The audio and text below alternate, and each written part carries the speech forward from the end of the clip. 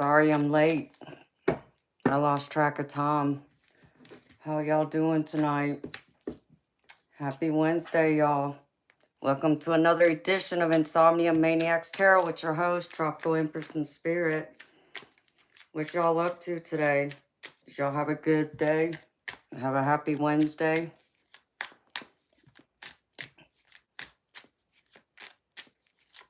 Hi, Easy.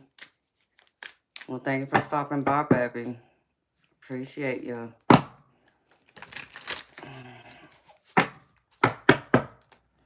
You know, same old with me. Just a different day.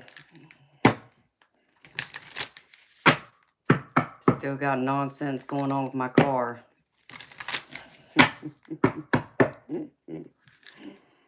Hi, Sunnyland. Hi, Charles. How y'all doing? Oh.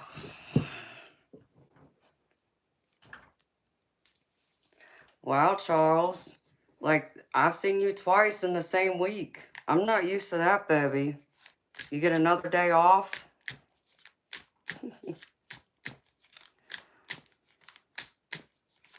Hi, Yuta. Hi, Darby. How you doing, beautiful? Did y'all have a good day? I hope y'all had a happy hump day. At least it's Wednesday. Half the week's over with. Even though my week's just getting started. How y'all feeling tonight? Y'all feeling good? You're at work? Whew. That was a bright spirit orb. Hi, beautiful spirit.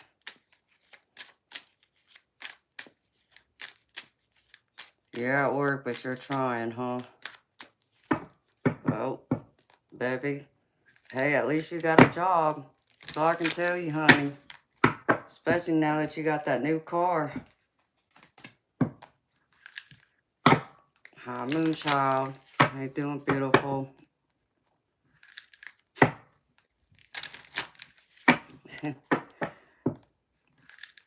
Yeah, I'm good, honey. Thank you for asking. You in bed already? Yeah, well, I just crawled out of bed a couple hours ago. I'm terrible. So, all right, beautiful people. I already pulled y'all's cards for y'all's reading tonight. But I'll get into some of these oracle cards with keywords and then spiritual symbols. Hi, Parker. How you doing, baby? See what spirit want to share with y'all tonight. And it's also theme night, beautiful people. I didn't get a chance to do this with y'all last week. I can't even remember what happened now, but the reason why. So, somebody requested a Britney night. So, I guess I'm going to pull out my Britney Spears deck. And I don't know if I'm going to use the Rebel deck or the other one. I got another deck, so wait and see which one speaks to me. So, here we go, beautiful people. Spiritual symbols, or not spiritual symbols, keywords.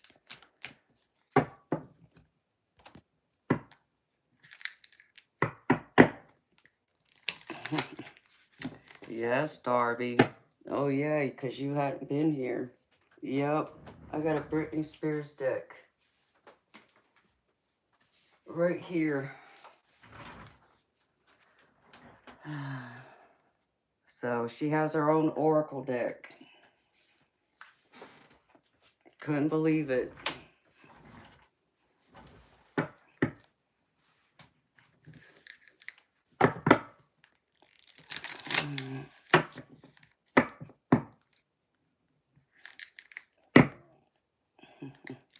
Hi, Eternal Light. You're in the ER again, Darby?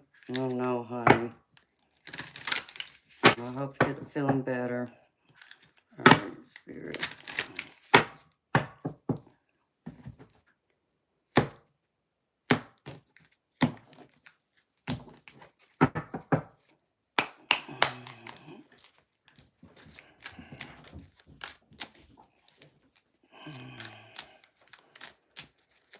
Okay.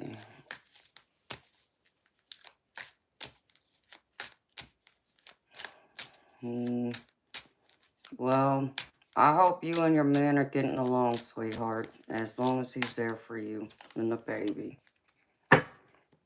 Alright, first keyword up. Trash. The relationship is done. Time to move on. Chuck it in the effort bucket. Trashy behaviors are thinking it is not of further use. Yeah, I feel like someone's moving on. And they pretty much, you know, threw it in the effort bucket. So, but I don't feel like this is like a relationship that ended. I feel like someone walked off the job today or yesterday. So, someone just, like, instead of like even handing in their 2-week notice, I feel like someone just quit. Ugh.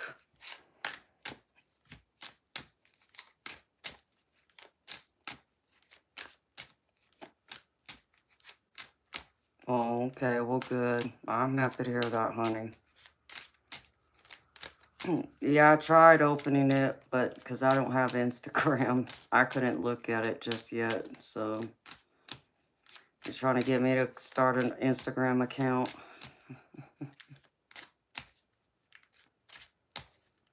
That happened at your husband's work? What you mean that happened at your husband's work? He did not just quit, did he?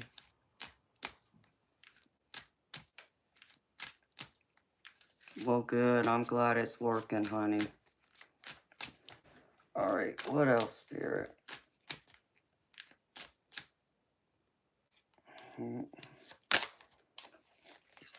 Oh, codependency is the key word. Clingy, needy, rescuer, helper, helped, fixer, chaser, runner, dynamic, substance issues, and addictions.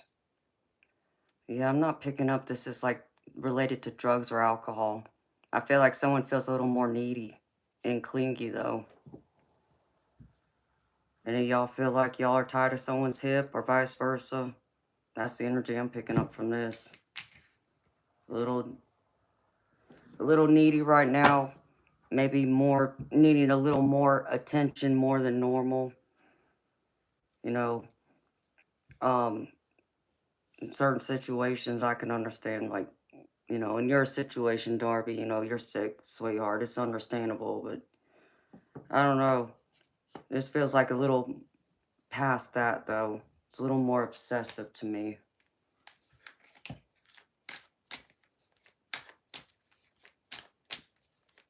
Oh, really? Oh, wow. So I picked up on that. Yikes. Well, you know, maybe it needed to happen. I don't know. Keyword Ferris wheel. What goes up must come down. Bad will pass. Good will come. Repeating cycles. Getting a higher view. Yeah, I feel like bad will pass and good will come. And seeing things from a higher view. So I think there's certain things that are coming into play right now for y'all. For many of y'all, in fact. I feel like this has to do with not just relationships, but I feel like this is really more targeted towards y'all's professional life. Seeing different work dynamics. I get the feeling this is like new people coming into the business or coming into the company that y'all are having to get adjusted to. I even heard new management. So I don't know if someone got a new manager and y'all are trying to get adjusted to the new manager. So I don't feel like it'll be a bad thing, but I think it's going to be adjustment period though. Yikes. You love that higher view? Yeah. I love Ferris wheels. And you are able to see things from a higher view.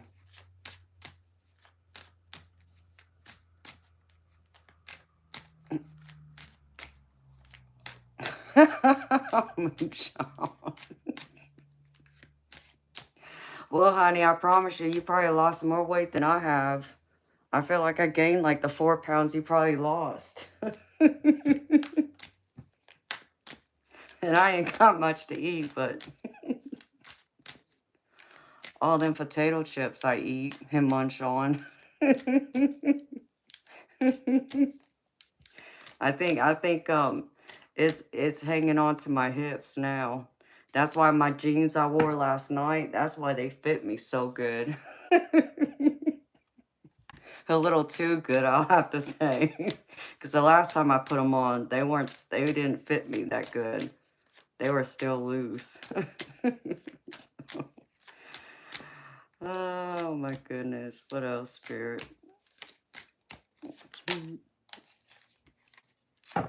Keyword is hey.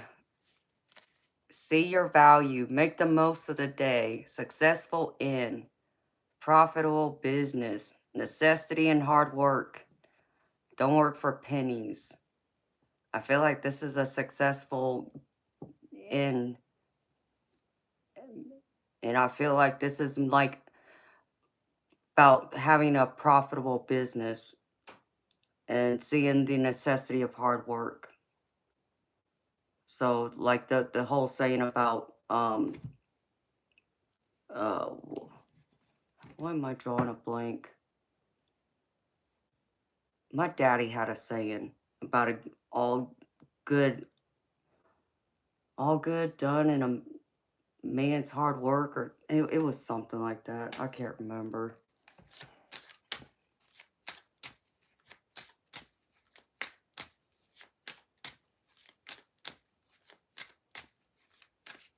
What song is that, Darby? Tacos.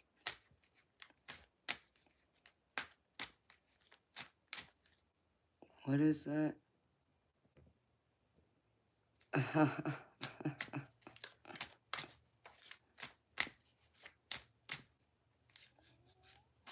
Cool beans, eternal light. That's awesome, baby. Well, I know Genuine, but I don't know what you're talking about.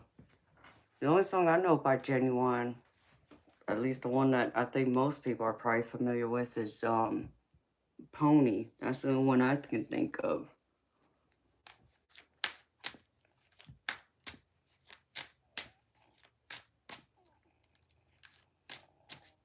You know what song's been played in my head all afternoon, or evening, I should say? And I don't know, maybe this will resonate with someone. That song by Shania Twain, You're Still the One. Listen to it later. Okay, I will. Hi, Bob. How you doing, baby? I don't know why, but that song's been in my head all freaking afternoon, evening. The next keyword is gray. Murky situation. More to be seen. Look deeper. Depression that is deep. Yeah, more to be seen and look deeper is what stands out to me on this. Which I feel like there is more to be seen. But it means, you know, yeah, you're going to have to go a little bit deeper to find it. To find the answers. To find what needs to be fixed. I feel like there's some things that probably need y'all's immediate attention is what I'm picking up. Maybe even someone, I should say.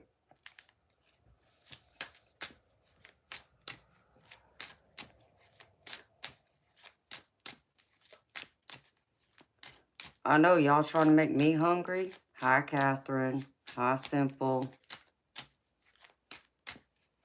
Oh, I'm gravy. Simple, I'm always gravy.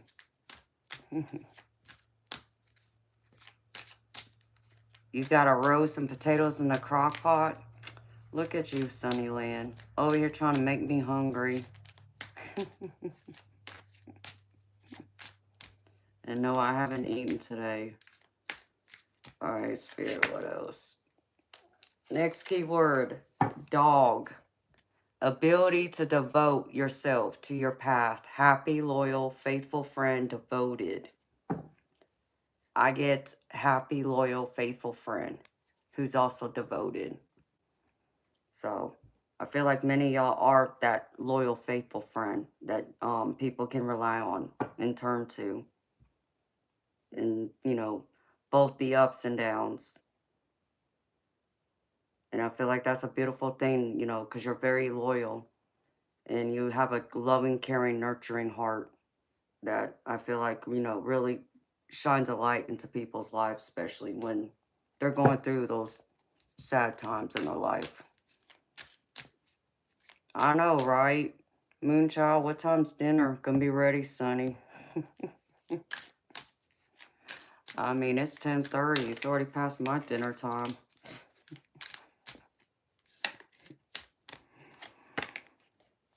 Home.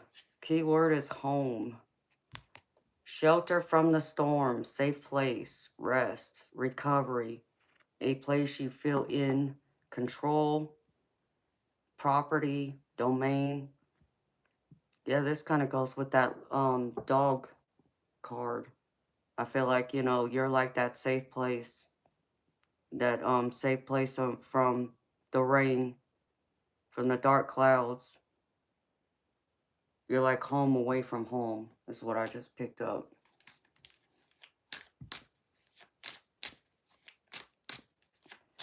No, baby, I haven't opened it yet. I just caught it on my email right before I went live. But I will, baby. What else, Spirit? Pull a couple more, and then I'm going to go through the spiritual symbols. Oh, no. Not again. Tower. Keyword is tower. Gravy, baby. Well, good. I'm happy you're gravy. Hi, 4748X. On a positive note, you want some breadsticks from Pizza Hut? Yeah, their breadsticks are good. You know whose breadsticks I like better? Papa John's. But Pizza Hut's good too. Crumbling foundations meant to allow be built. Back up with stability. High-rise building. Upsetting event. Unexpected happenings. Tower moment. I feel like this is all about unexpected happenings and things that I get higher perspective, seeing things from a different point of view. It's not so much a tower moment of like things collapsing around you. It's just more so having to see things from a different point of view.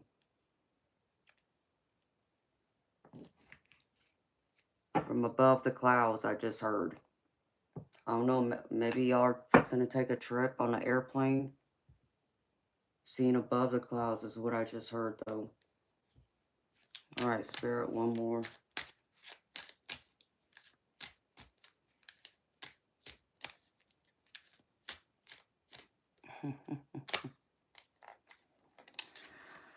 Oh, we got the keyword tape again. Very sticky situation. Cutting things away in order to hold things together. Fixing things. Well, I don't feel anything bad from this card this time. The only thing I pick up is fixing things. Cutting things away and fixing things. So there's something y'all are cutting away and working on fixing things. This can be a relationship. This can also be other relationships, you know, whether it's romantic, family, friendship, professional. I feel like this is even a work project of some type that I feel like you've been working on. It's been a joint effort working alongside with others to get it done. So trying to fit all the pieces together is what I just picked up. All right. And then I'll just tell y'all this one at the bottom. And then I'll pull out spiritual symbols. One at the bottom is keyword yellow. Caution. Eyes are watching. Issues. Not what it appears from the outside. Yeah, I feel like eyes are watching, but I don't even pick up that it's even anything really bad. I feel like, you know, people are watching from a good point of view. They're like watching your effort, um, the hard work you put in, um, even taking note. I even feel like there's like for someone out there, I feel like there's a office romance possibly getting ready to start. If it hasn't, I feel like someone at work has their eye on you. So, it ain't so bad. Hi, Gina. Let me put this deck up now. Spiritual symbols.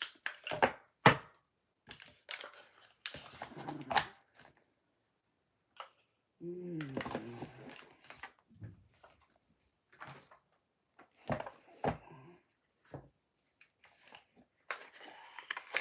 Whoa. My deck just almost went all over the floor. That would not have been good. Hi, beautiful Gina. How you doing, sweetheart?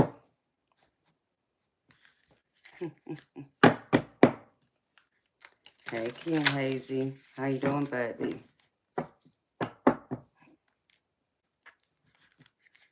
Aw. I love you too, Gina.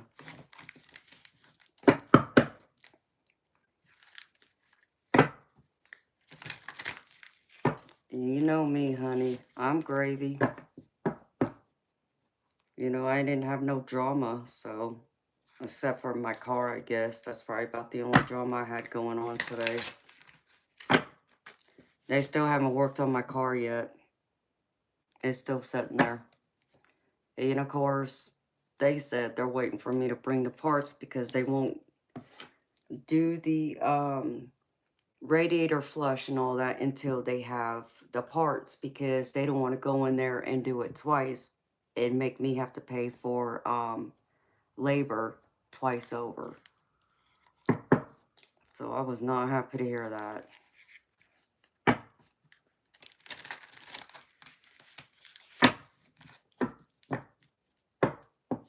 Sure, Darby.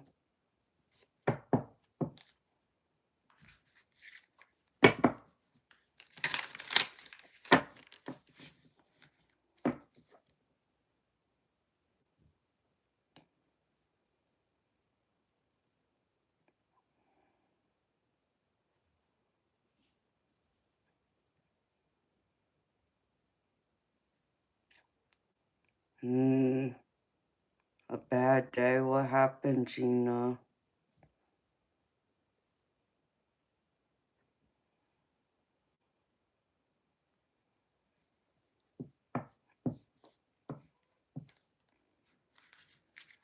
Oh, that's different.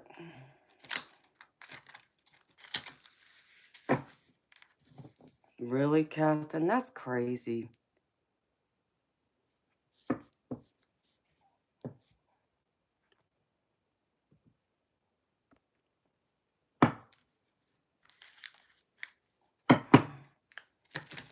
Unfortunately, that don't surprise me, though. I know the dealership had my car for close to 3 months. Back when, my insignificant other got into a car accident. So, took him that long to fix it and to get the parts for it.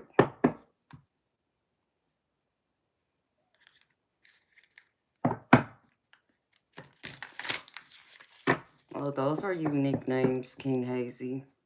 Hi, Larry. How you doing, baby? Oh, you'd hit it, huh? Well, let's see. You wouldn't be that lucky, and I'm not that desperate.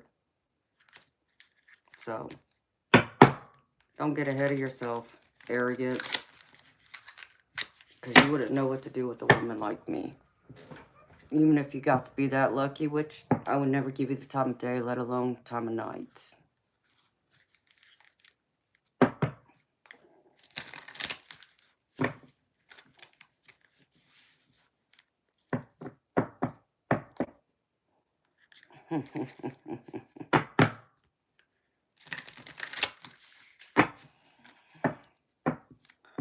Oh, Gina, he's here. It's not until this weekend, but, he, called his sister yesterday because I told him that he was not taking the car and leaving me stranded. I made that perfectly clear. It wasn't going to happen. So he's not going to go and stay the weekend over there now. He's only going to go up there one day. So, yep. So my car, though, it's probably going to still sit there, something tells me, for a couple more weeks at least before I'll have it back. And it just stinks because I need my car so I can get a few errands done. Hi, Onyx Throne. Yeah, I just saw it come over, sweetheart. So I got you first on my list, honey. How you doing? Thank you for the donation, sweetheart.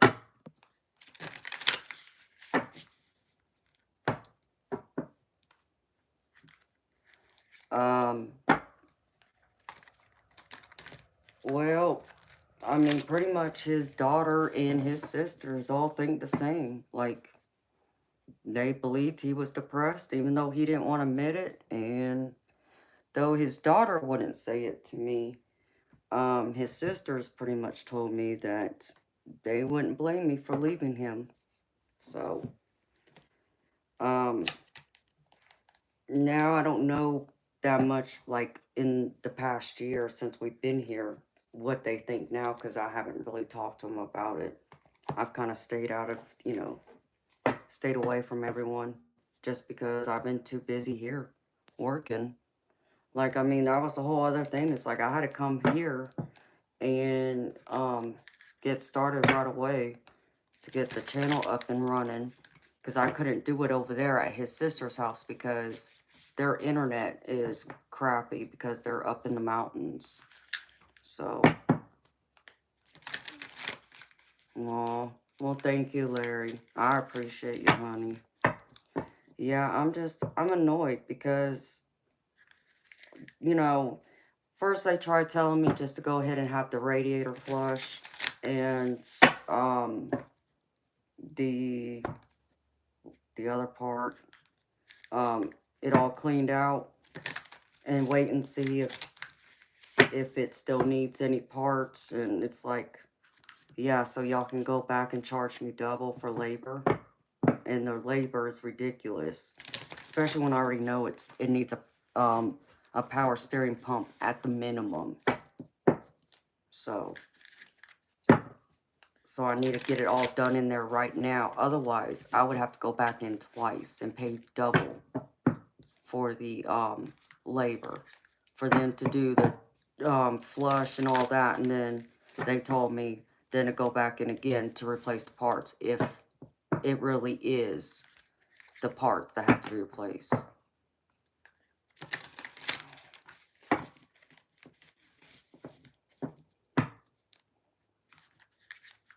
Sure, Darby, that's fine, beautiful. Oh, yeah, Larry, they want to, I mean, just to do the radiator flush and the other thing, it was going to be like $650. It was crazy. It's like, no. Even at a dealership, it's only like $250. So, they said they just threw some numbers together. Yeah, right. They didn't think I would know as much as I know. So,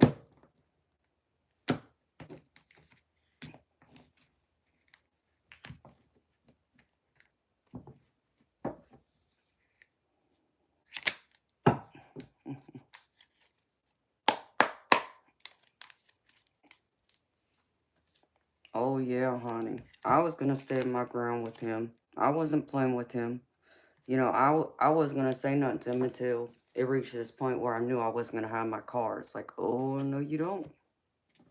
Not leaving me stranded this time. Hi, Amanda. How you doing, beautiful? It's been a minute. So, all right, Spirit. spiritual symbols.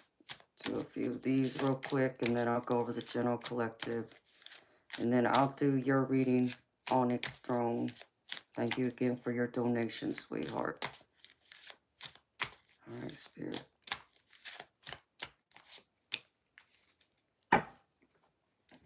Exploring. There are many more things for you to discover, so don't give up. So don't give up, beautiful people. Spirit wants y'all to keep exploring life. Go on some new, beautiful adventures. Spend time out in nature, especially now that the weather is getting really nice. It's nice to get out, take a hike somewhere, go for a bike ride even, or, you know, even just take a drive. You know, if I lived by the water, I'd be taking a drive up the coast just for the Aw, hi Roselle, thank you, sweetheart. You're so sweet, honey.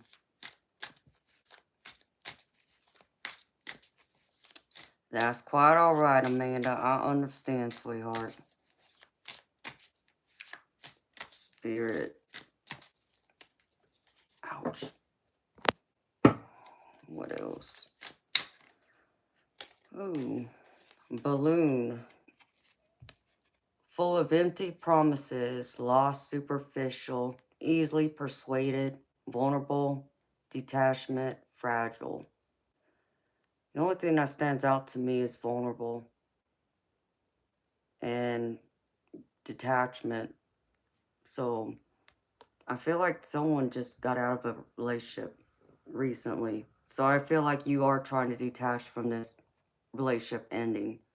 And I'm not saying y'all are in a fragile state, but naturally it stings a bit, you know, when a relationship ends, especially one that you've been in for a little while, which I feel like this relationship was, you know, something that was going on for a while. It's not something that was only like weeks or months. I feel like it was more like, I hear like 2 years, 2.5 years, in fact. So I know that can be hard. And the other one is Devouring Mother. Space for growth and independence. Protective, loving, supportive, nurturing. Acknowledges child's needs for individuality. So, well, this is all about y'all's growth and independence. I feel like many of y'all are trying to strike out on your own. Stand more in y'all's independence. I feel like for some of y'all, especially if we're talking about whether this is even related to a relationship or being, you know, still having to be living at home with, you know, your parents, and you're just now getting out of your parents' home. But even this, for someone, this I feel like is even professional. Like, I feel like you worked for a company for a bit and you decided it's time for you to move on. But instead of like going and working for another company, I feel like you're in the process of starting your own business. So you're stating your independence, which is creating growth. And that's a beautiful thing. Keep doing that.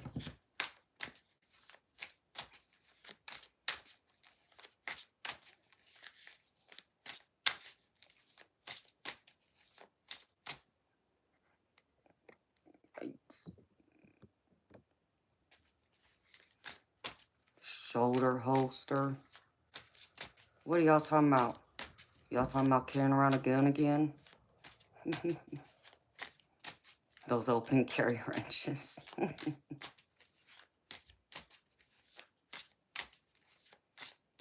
All right, one more, Spirit. Orbiting. Keeps tabs on others out of boredom, curiosity, or loneliness. Like the idea of what could have been, so watches others secretly. Yikes. Sounds like somebody has a stalker here. Someone's trying to keep tabs on y'all. I don't feel like this is y'all watching someone else necessarily. Well, it could be, but it's not the majority, I can say that much. Like, someone's trying to keep tabs on y'all. Ugh. That's kind of like creepy stalkerish type energy. Yeah, I don't like that. Okay, let me get out of this energy now.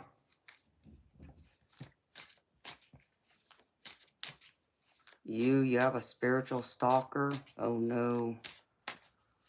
That's not good. Yeah, Onyx throne, you know. Some people just don't know how to, like, you know, keep their hands and, you know, their eyes and all that to themselves. We'll just say. Yeah, it really is sickening, Catherine. I've already had my own issues with stalkers in the past. That's why I got that one stalker shirt. All right, beautiful people. I mean, y'all just like, I mean, I know we're in spring, but y'all seem to have like love on the brain. Because like the last few nights, it's been all about love. So y'all must be, you know, out of cuffing season now is what I heard. And ready to mingle with others.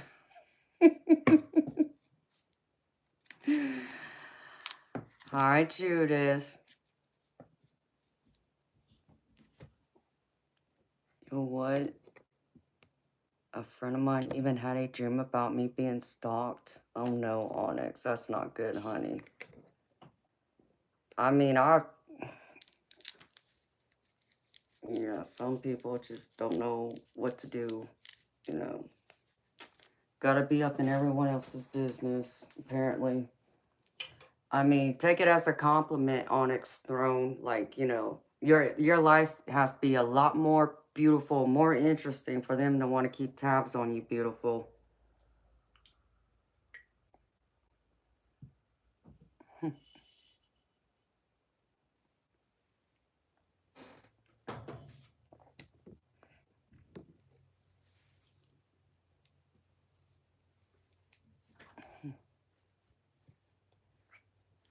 Aww. Moonchild, thank you, honey. I'm happy that y'all feel so loved and welcomed here.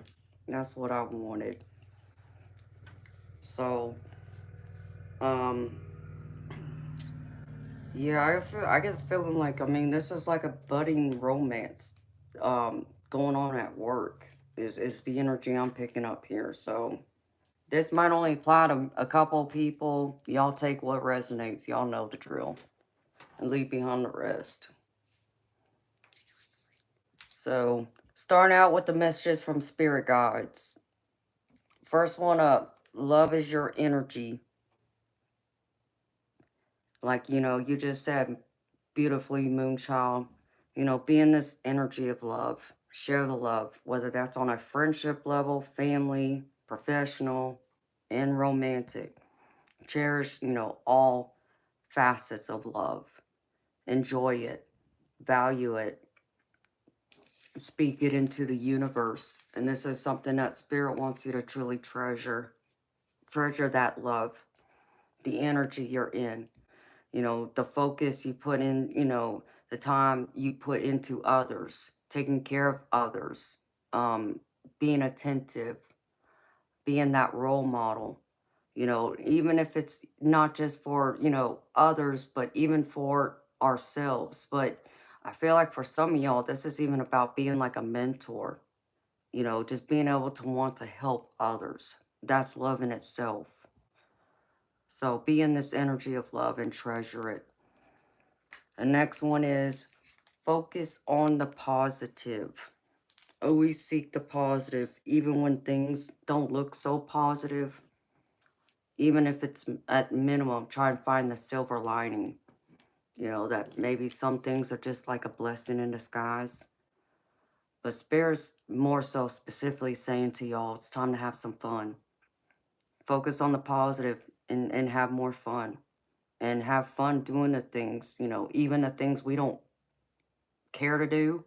Like, let's say, clean our house. But, I mean, you know, I know me. I can have some fun if I have my music and I could turn that stereo up loud and I get to cleaning and dancing around the house like a fool, so I make it fun. We'll just say. And no, y'all ain't getting no pictures of that either. But I get the fun card here. So focus on the positive. See the good, happy times, and even things that might be, not our favorite things to do, like chores, for an example, or even at work. Find a time to laugh with your colleagues. Be silly, be goofy, live it up a little bit. Next one is worry is a wasted emotion. And beautiful people, y'all already know, I know I probably sound like a broken record to some of y'all, but, you know, you can't worry about the things you can't, change, things that are out of your control. So let it go and focus on the things that are within your control that you can change. Otherwise, it just kind of brings you down, just worrying and stressing over things that's out of your control. So Spirit wants you to find a way to unplug from that type of energy of worrying, yourself to death. Just focus on what you can change and leave the rest of it behind. And the last one is practice moderation. Okay. And this is something Spirit really wants you to lean into. They want you to surrender to this, to try and practice moderation.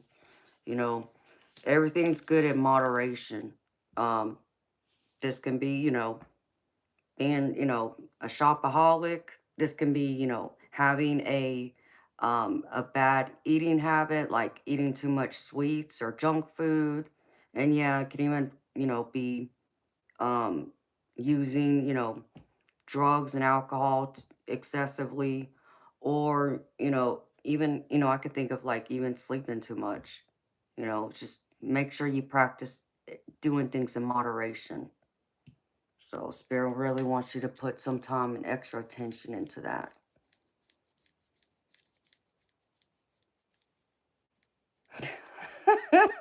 Is that right, Onyx Stone? I know Spirit has a way of telling on y'all.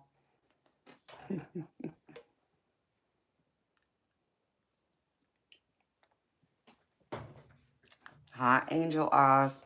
How you doing, beautiful? All right. So for the tarot, again, the theme of this is I get the Emperor card, but I also get the Ten of Pentacles with this. So this feels like possible happily ever after to me, okay? And I specifically asked Spirit, is this related to romance, a romantic relationship? And they said yes. Okay, so that's how I'm reading this. But I feel like this plays into an office romance of some type. So in y'all's recent past energy, I get y'all in the hermit mode, where I feel like y'all just been kind of like sticking, to yourselves, kind of like not so much isolating yourselves, but at least you're not getting, not out there engaging in public with people, or, getting together, kind of, keeping off, into your own space, doing your own thing. But I feel like y'all are now ready to come off the bench, so to speak, and give love a try. For some of y'all, I feel like y'all are ready to give love a try if y'all are single. Because I get the Three of Pentacles with this. And I do feel like for some of y'all, this is like an office romance. That's the energy I'm picking up. So this is like someone you've either met at work, or you're going to be meeting, or it's going to be some kind of like business event. So it may not necessarily be actually at the office per se, but it'll be having something to do like during work hours. So maybe it's going out to lunch somewhere, and you just run into somebody, and, y'all start talking, and y'all end up having chemistry and learn y'all have a lot in common. So I feel like y'all are ready for romance to start up again. In y'all's present energy, I get the Hangman. So whoever this person is, if y'all have already met them, I feel like it's kind of leaving you questioning yourself. Um, really now asking yourself the serious question, are you really ready for this or not? Are you really ready to start a new relationship, or, are you just kind of running scared? Um, I feel like for many of y'all, I get the feeling you're not ready to give away your power, so to speak. And not saying that you give away your power, but I feel more it's like afraid of losing your independence. Because I get the Queen of Swords in this energy. So it's having to see this from a different perspective of, you're not necessarily going to be giving up your independence just because you start a relationship with someone. You can obviously lay down, your boundaries and what you're willing to accept and what you expect from that person and what they can expect from you and vice versa. Um, but you're gonna have to come with it with a lot of truth though, and be clear up front, is what Spirit's saying. If you want this, relationship to have a fighting chance or a shot, you're gonna have to, be straightforward and honest with them. So there's no surprises. So they're not caught off guard and you're not caught off guard either. By their reaction, whether that be good, bad, especially if it's not a favorable reaction that you would want.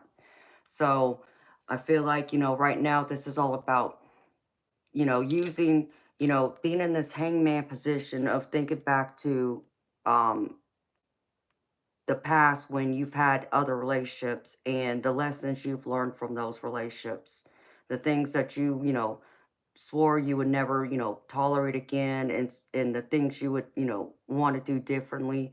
This is your opportunity, but again, this is you coming to it with your logic and your rationale. And I get like some rough edges with you. You're not overly emotional, but I don't feel like you're like as in tune with your emotions right now either. Yeah, you wouldn't mind having someone to share your life with, but I don't feel like you're like ready to dive head first into a new relationship either. So, and I feel like that's kind of the trick right now, is how do you go about this without feeling like you're losing part of yourself, especially your independence. In the center though, I I get the Sun card. I feel like this relationship will be very happy. It'll bring you a lot of happiness, even if it's, only a short while, where maybe it's just, getting yourself out there again. You just start dating, and you forgot, what it's like to go out on dates, and, to have someone to spend time with, a companion, that's outside of just friends and family, but, someone that, you could see romantic potential with. And I feel like if you're willing to give this relationship a shot, though, it's going to be very happy and stable for you. Because I get the King of Pentacles with this. So I feel like this is like this person coming forward. They're very strong, secure with themselves. Um, I feel like they would know how to treat you well. I feel like they would give you the world in time, that their emotions would grow that much for you. Because I feel like for someone out there right now, there's someone in your circle who is very fond of you, who admires you greatly. And you may not recognize them as, having a crush on you, but I really feel like someone has their eye on you. And they've had their eye on you for a while, and they're just waiting for the right chance, the right time to approach you, to ask you out. Of course, I feel like there's always going to be that fear of rejection. So I feel like they're unsure of how to approach you. Um, will you be receptive to it though? I feel like you will be. But I also feel like you could also miss out on this opportunity if you're not careful, if you're wanting love, because in the challenge and obstacle row, I get the Knight of Swords, which I'm reading it upside down. And this is all a card about um, being focused only on like one thing, and, missing the opportunities that's all around you. You're only, you've got tunnel vision right now. So you're only seeing one thing. You're only seeing ahead. You're not looking to the side, to your left or to your right, to notice the people around you. And that's where you're going to possibly miss this golden opportunity of genuine love, I feel, because this person's coming forward, you know, with their heart on their sleeve for you. King of Cups. They'd be very romantic, very genuine, very loving, you know, attentive. I feel like this person would want to spoil you, you know, would want to show you what a real relationship's about, that it's not just one-sided, that it's both give and take. And that they would bend over backwards for you, I feel. But you could obviously possibly miss this by not looking and paying attention to your surroundings with this Knight of Swords that I'm reading upside down. So here I see you again in the possible outcome, Queen of Swords energy. Again, this is all about you standing firm in your strength and your independence. Pretty much you're giving this person, okay, here's your shot, you know, you better make sure it's good. You better come to me with the truth, you know, be honest with me. Don't play games, because you're not down for the games and the BS, I feel. So I feel like this is you coming to them, if they were to approach you with this opportunity of love, which I see the opportunity right here of love, Ace of Wands, of new love coming in for you. You just want to make sure that this person's up front, that they are trustworthy, they are honest, and they are serious, that they're not in it to play games or just to get another notch on their belt, so to speak. So, because if not, I feel like you would, you know, cut them flat out of your life. Even, I would even think for someone out there, you would end up leaving your job just to get away from this person, because you're just that over it with relationships that have gone wrong, and not wanting to get entangled with um love, you know, especially in the workplace, you know, that whole thing about not mixing love with business, pleasure with business. So that I can kind of understand too. So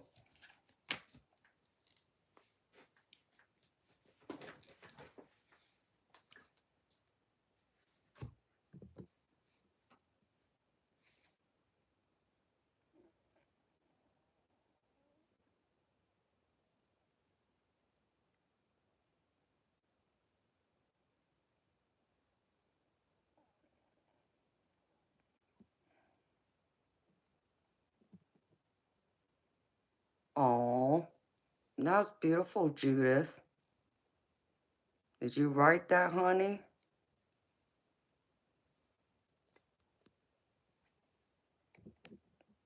Oh, really? Well, you see, Beard Gang, I care.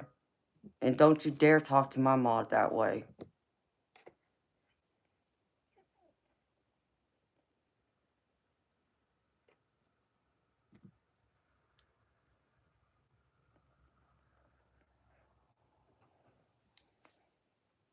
Calling people names.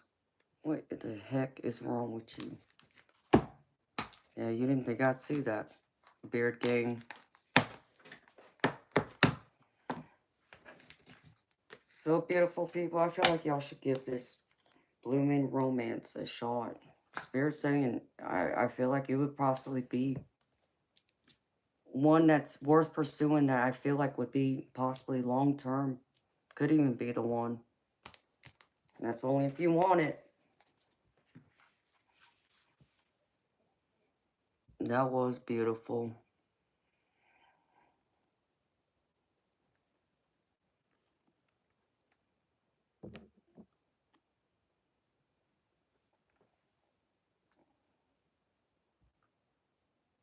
So, alright, beautiful people. For the Oracle, I have first card up is from the Gods of the Hidden Realms. All eyes are open. Inspired vision is the true nature of prophecy and prediction. It is not something that comes from knowledge you already have, but something new you receive from your higher power. Sometimes it comes unbidden as a glimpse into your future or a vivid download of how to solve a problem. Everything else is temporarily suspended in this moment of extraordinary clarity. In this way, your imagination is in service to your ability to receive the inspiration, the vision. It's different from choosing to see something, to imagine something by choice, or because you're influenced by something you've encountered. Inspired vision is unique and it's yours. You can make yourself ready for inspired vision by meditating to clear your mind and being sincere about your intention. Be aware of how you perceive things and avoid trying to influence or change what you see. Just let the vision sit within your awareness and allow it to show itself to you. You know where you want to go and what you want to achieve, so you're ready to be shown the details. Whatever comes to mind and feels like truth, no matter how odd or strange, write it down. This vision will likely surprise you, but one day you will tell the story of how the perfect answer suddenly came to you. So be inspired. Be inspired by your imagination, because I feel like Spirit's trying to show you something, because you have prophetic sight is what they're saying, and something will be revealed to you. If you're looking for clarity, I feel like Spirit's trying to show it to y'all right now. The next one is from the Wisdom of the Oracle. And this is, to be fair. Life offers experiences that are challenging and experiences that are nourishing. Yet over time, they strike a balance. You move from being to doing, from discovering to loving to letting go to being again. Life is a pendulum swinging between all of these states. You will always oscillate back and forth between doing and being. If you are not content with where you are at this moment, remember that all experiences have their place. Accept them without judgment, and you will see how the universe adjusts in perfect balance. You reap what you sow. For every cause, there is an effect. Wondrous things will be revealed now. Ooh. So know that things are coming forward towards you, and it just takes balance and to consider the benefits, weigh, the pros and cons, justice, things coming to fruition. I feel like it's all about your intention, though, is what Spirit's saying.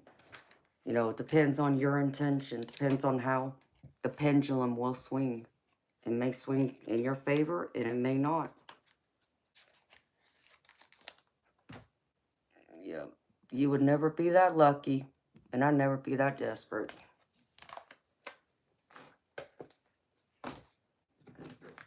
And then I pulled a few cards from my life and work oracle.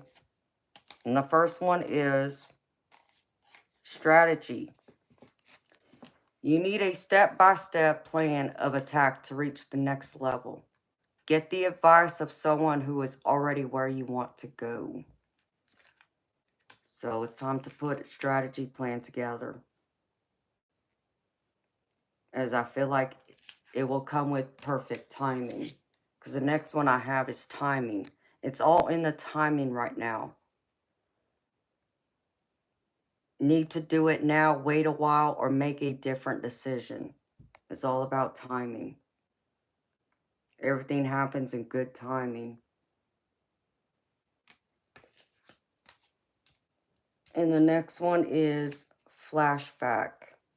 People from the past return. You may work with a previous coworker or take back an old job. You get a second chance.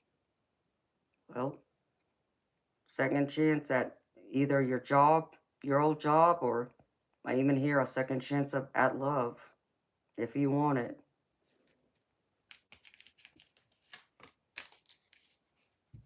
The next one is gestures. You may be asked to help someone out, or you may need a hand. Give deserved praise to others, and you will receive recognition too. It's all about your gestures and your intentions. And then I pulled an angel number. And the angel number I pulled is 1212. Persistence. Enthusiasm, gratitude, contentment, new experiences. Oh, happy day. An ample opportunity related to your life's purpose is just around the corner. Take immediate action once it pops up. Of course, a lovely partnership or an epic romance is also in the cards. Yeah, I can't make that up. Like I said, this feels like some type of romance that could be blossoming at work. And then the angel card I pulled for y'all tonight. All right, Judith, well, have a good night, sweetheart. Sweet dreams to you. Is Raphael. Trust your spiritual vision. Your psychic and spiritual abilities are awakening. Trust what you are seeing, for your intuition is correct. You can read between the lines, and the information you feel rising up within you is being divinely revealed to you. You have spent lifetimes preparing for this moment, and although you may feel apprehensive, you were born for this. Believe in the beauty of your gifts. And the positive affirmation is, I trust my inner vision. I trust my inner vision. And that's what I have for y'all, beautiful people. For the general collective reading, so again, take what resonates, leave behind the rest. And if something didn't fit, please don't force it to fit. Thank you for stopping by, Judith. Sweet dreams to you, honey. Appreciate you.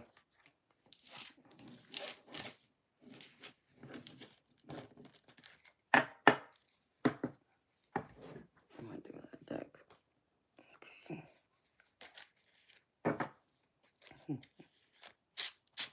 You're welcome, Bob.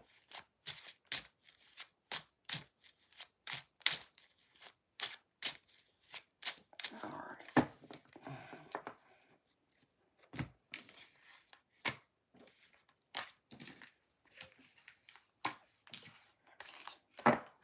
I know Majestic made me laugh.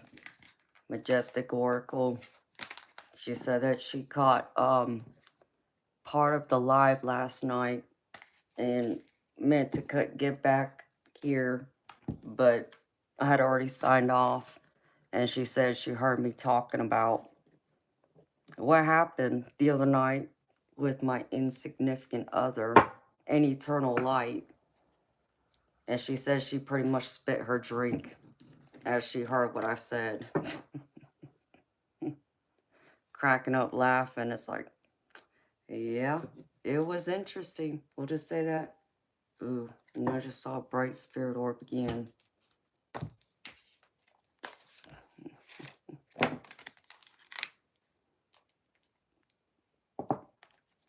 And you know, he really hadn't said nothing to me since then.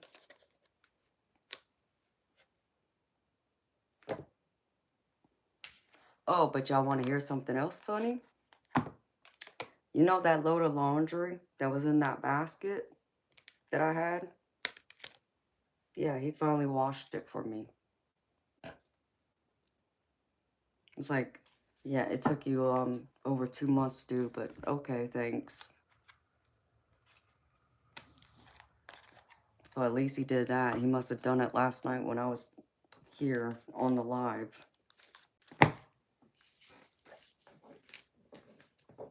Wish I could say I was impressed, but I'm not. I know that sounds bad, but I can't help the way I feel. And you would have thought he would have been calling the auto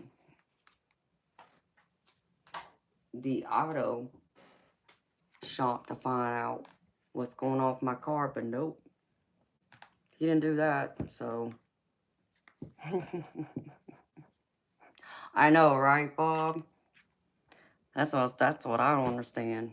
I mean, it don't take much to throw the clothes in the washer, hit the button. But of course, you know, he'd probably say it's because he had to hang up everything. It's better than having to dry it and then hang it up. So, you know.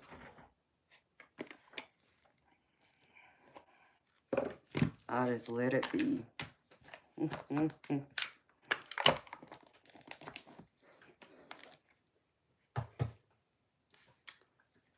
I know, Eternal Light, how do you like being known as my boyfriend?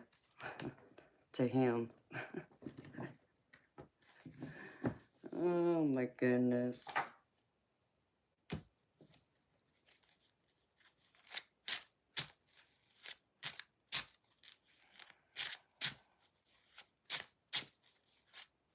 Exactly, Bob. Exactly. I thought the same thing. Yes, David Roberts, I agree with you, baby. I don't know what that's in response to, baby, but yeah, I believe that.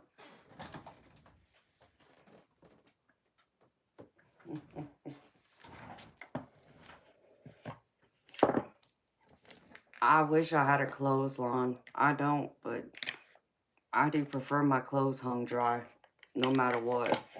Even if they don't require it, I still rather it be that way because they last longer. I make my clothes last a lot longer that way. Hi, Nancy. How you doing, sweetheart? So, it was interesting indeed, to say the least. At least half my clothes are washed. I've still got a big pile of clothes that's still laying on top of my box closet. The moving box that I put all my clothes in when we moved into this house.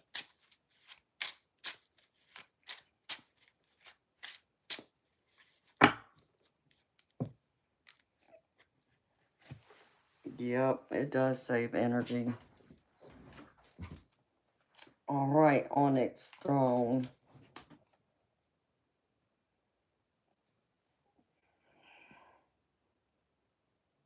Let's see.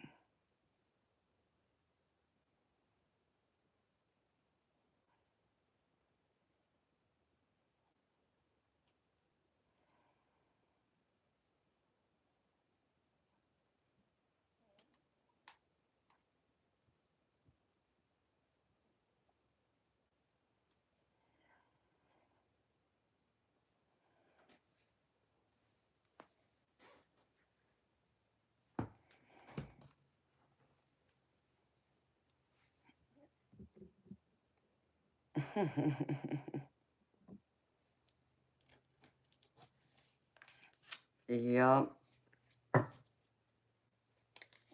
And that's normally how I do it too. I hang them inside out. All right, sweetheart. Do you have a question, honey, or you just want a general?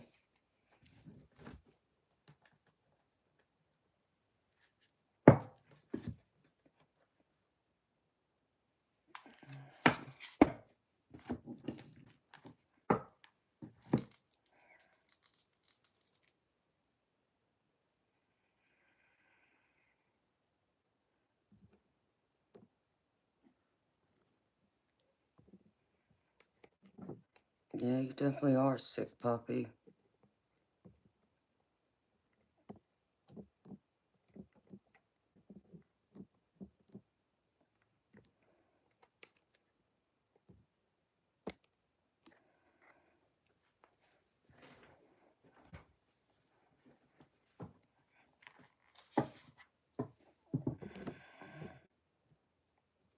You're concerned about losing your house.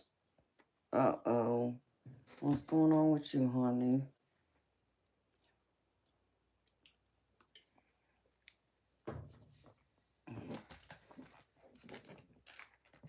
I hate to hear that.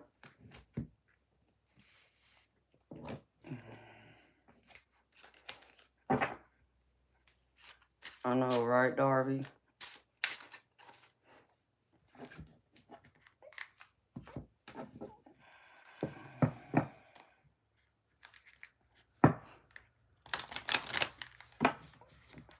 Okay, you're concerned about losing your house, so...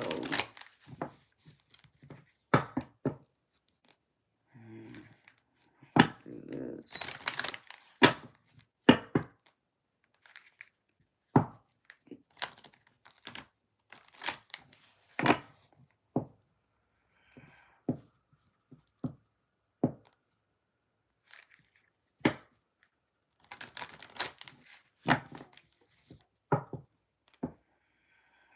No.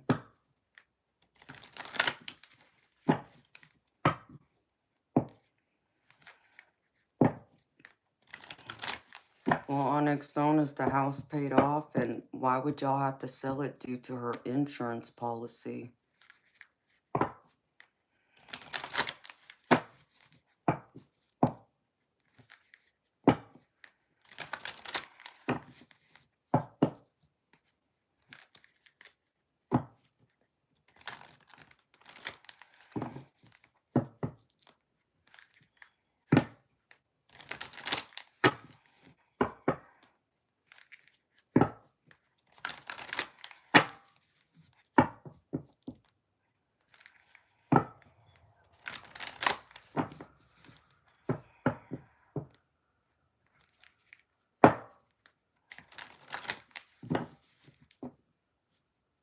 Okay, I got you.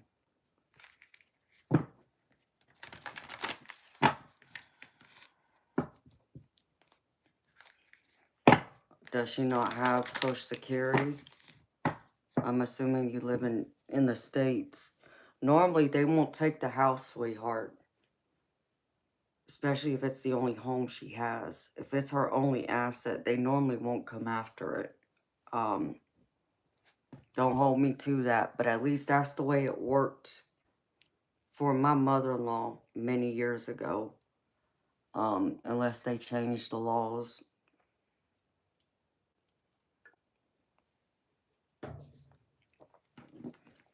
Hi, gratitude. How you doing, sweetheart?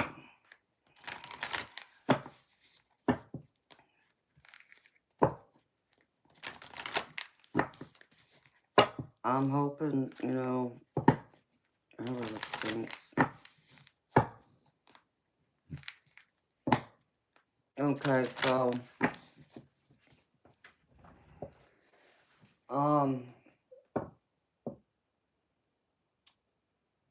beautiful. I can ask the question about what would happen if y'all were forced to have to sell the home, just to see what spirit sees coming in for you.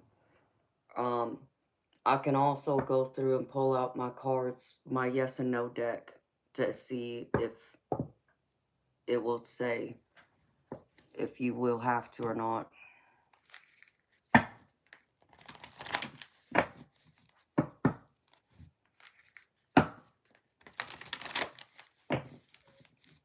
All right, Larry, you too, sweetheart.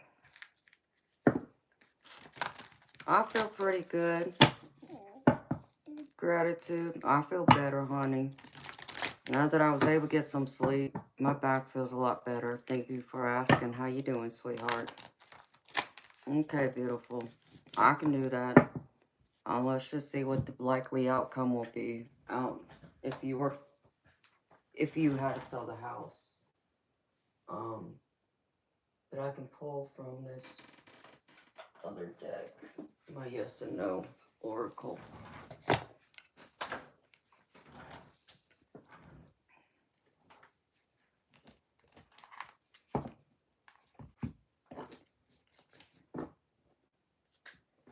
Let me see.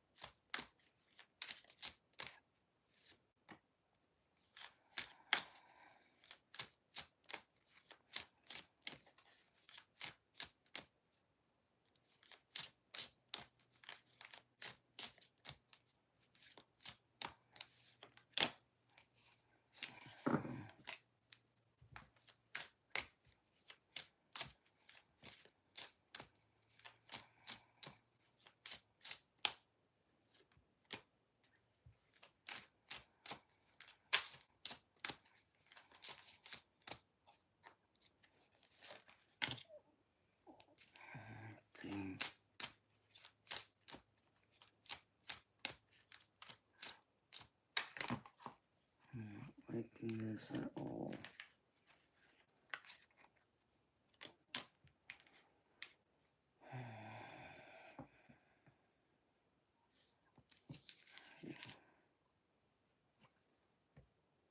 Yeah, unfortunately, I'm getting a yes, Onyx throne. So how about I do this, honey? How about I ask what you can do to prepare for that when y'all will have to sell it? I'm praying that it changes. I'm praying the energy changes so y'all don't end up having to do that.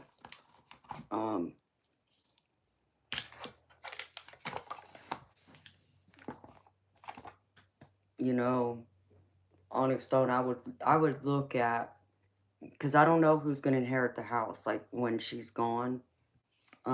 Is this your mother's mom or is this your dad's mom? And are they still alive?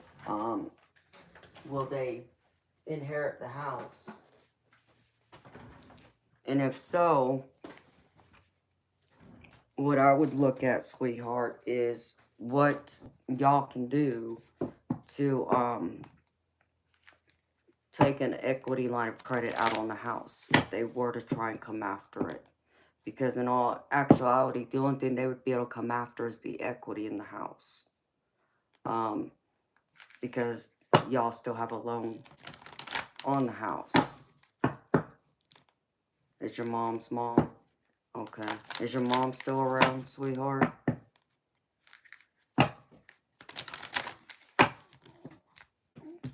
Because that's how I would look at it. That is it possible y'all could take an equity line of credit out on the house. That way, y'all would still be able to maintain staying in the home without losing it. Of course, it would cost, you know, an extra bit of money a month, but it shouldn't be anything outrageous depending on how much they try to come after y'all for. So, and the interest rate y'all would get. Okay. Let's just see what Spirit wants to say. First, let me go through this. I'm keeping my fingers crossed that it's wrong, sweetheart. This be the time I want to be wrong. Times like this. So I'm going to pray that I'm wrong or the energy changes so it doesn't come to that.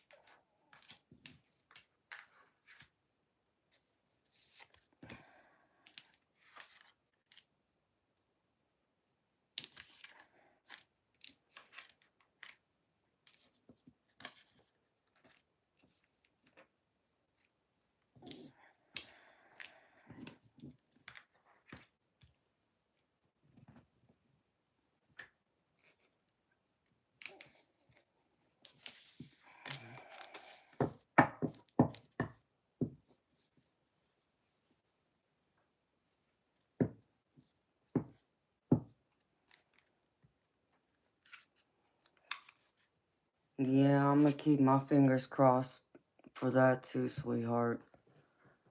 And I would think that his spirit would be trying to shake things up for y'all, that for something better. But you know what I would do, Onyx Throne? I would talk to some experts. Like, I would consult the bank. I would go to the bank and talk to them and ask them what could possibly happen. Like, I don't know, if your grandmother has a living will, but if she does, that would be something I would look into. And then to where your mom would be able to go to the bank and talk to the bank about the mortgage on the house and see what they would say. Like, first find out, can they really come out to the house that way? That's what you need to know, first things first. And even if your mom isn't, or your grandmother doesn't have a living will, I would think just a general question you should be able to ask the bank, what would happen in y'all's scenario. That'll help answer that question right there.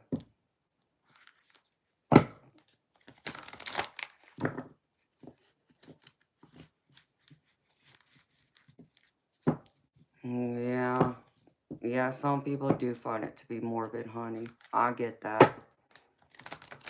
I kind of find it morbid myself, but I think I would do it just to make sure my family wouldn't have to worry, so they would know what needed to be done. But yeah, I get that too.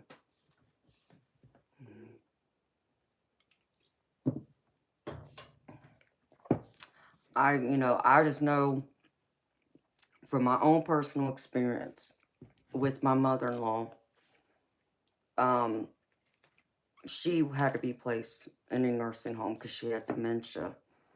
And this wasn't even by choice. We were forced to have to put her in a nursing home because she had fallen so many times while my sister-in-law and her husband were working. And so, and this was in Florida. And she passed away in 2014. So that was, 11 years ago? Um, and so the hospital had threatened to file charges, elderly neglect and abuse, because of her falling and nobody was home. And so they said if she fell one more time that they would go ahead and file charges against my sister-in-law and her husband. And so that's why they were forced to put her in a home. And they took my mother-in-law's Social Security to pay for the nursing home. We were told that they could not touch her home. That if she had more than one house, that was one thing, then yes. And the same thing with a car. If she had more than one car, then yes. They can come after the second home, second car, for example. But they could not touch the main house. So I would really go through and talk to an expert. And talk to the bank first, though. Crayola, thank you so much for your donation, honey. Thank you. That is so sweet of you. Much love to you, honey.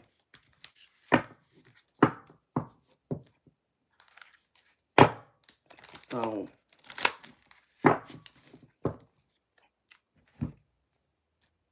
but I mean, things could have changed since then because we're talking over a decade ago. But I know you're scared, honey. So let's see. We'll just say that, worst case scenario that, yeah, y'all would have to sell the house. What's going to come after that to help prepare y'all? And I think that's how I would approach this, Onyx Stone. I would approach it from the worst case scenario and plan from that standpoint. So you can prepare yourself for the worst, and you already have a plan of how you're going to get through it, and, you know, where y'all going to live, and, you know, possibilities, and how much y'all have to save up and this and that. Oh, well, thank you. I appreciate you too, sweetheart. I appreciate your love and support very much. All right, Spirit. The Onyx throne. What will happen after the sale of the home?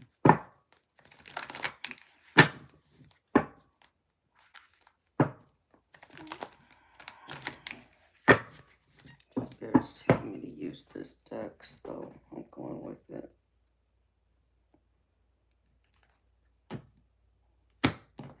Thank y'all for being here. I appreciate y'all's love and support. All right, Spirit, show me.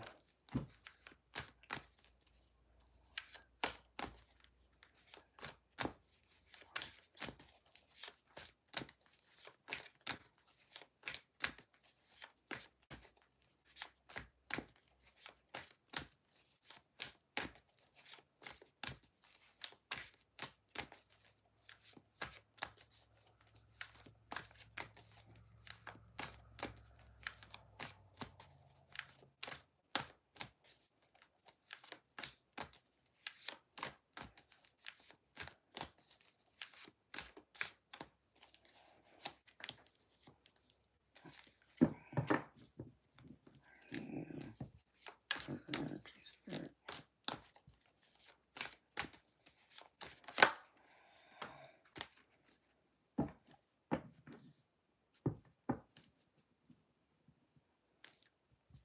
All right.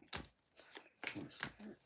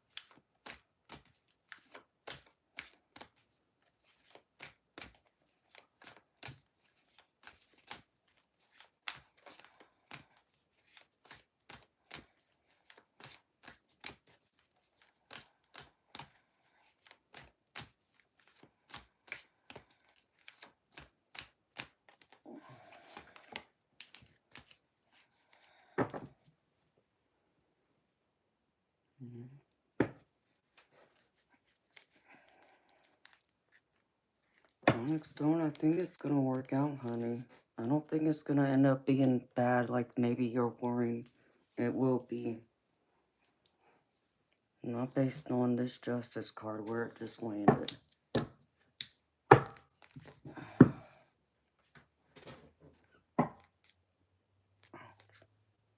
Oh, where'd it go?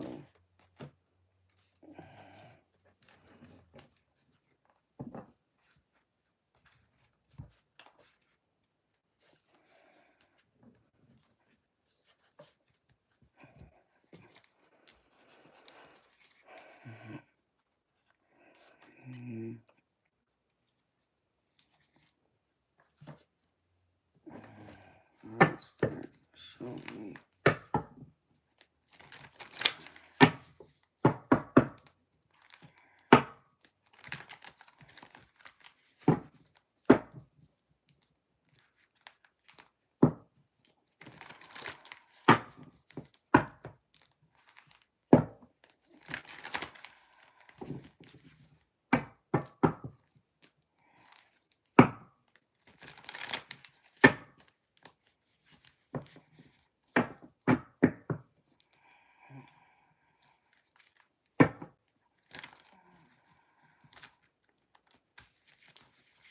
Where's my banana split, eternal light?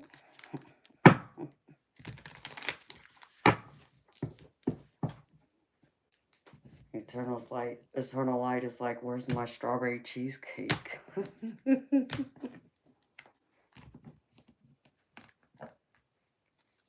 Sounds good, baby. I know, right, Bob? Hey, I'll even eat with a fork or chopsticks if I needed to.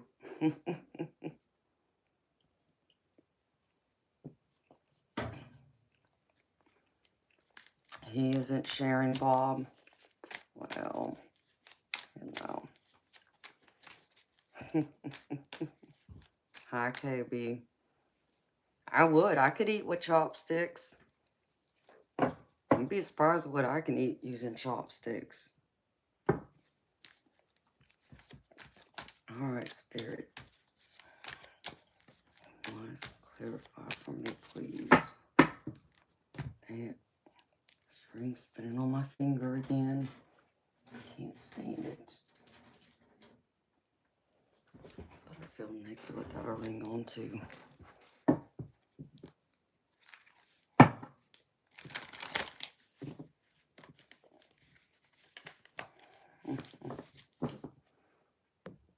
Hello, Jennifer. Welcome. Hi, Syncope. How you doing, baby?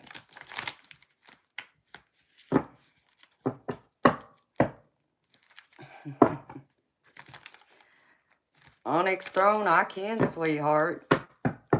I can eat a lot of things. I can eat pretty much almost everything with chopsticks, with the exception to like soup. Even salad, I can eat using chopsticks. Hey, I'm part Asian. I should know how to use a good pair of chopsticks. And I do. Even with my long nails, I can do it. You can only use chopsticks with your left hand.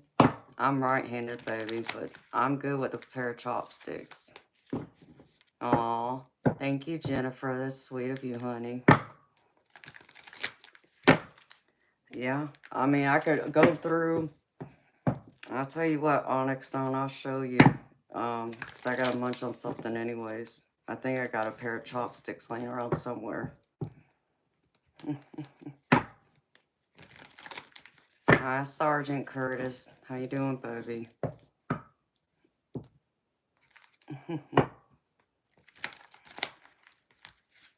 Really, Syncope?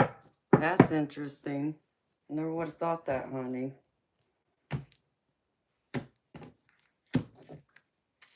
Yeah, in fact, I remember with my insignificant other, I told him that if he was going to ever go out to eat with me eating sushi, he better know how to use chopsticks.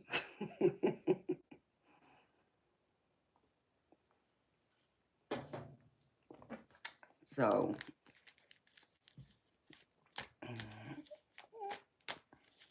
I like those fancy chopsticks too. I used to have a couple pairs. I actually got them when I went to the Japanese steakhouse, to Hibachi. All right, spirits. Clarify for me, please.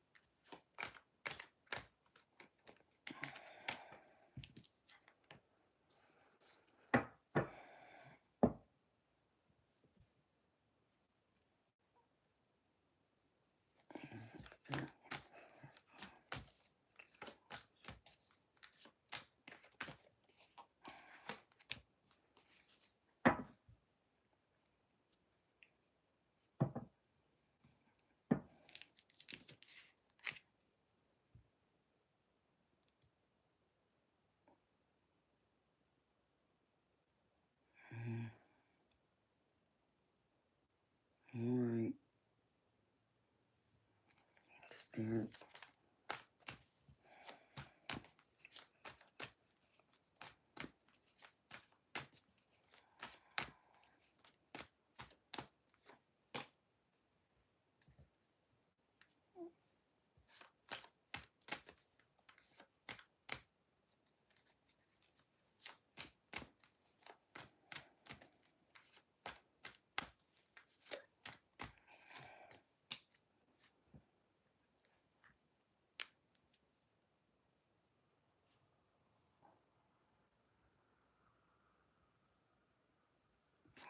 More Spirit.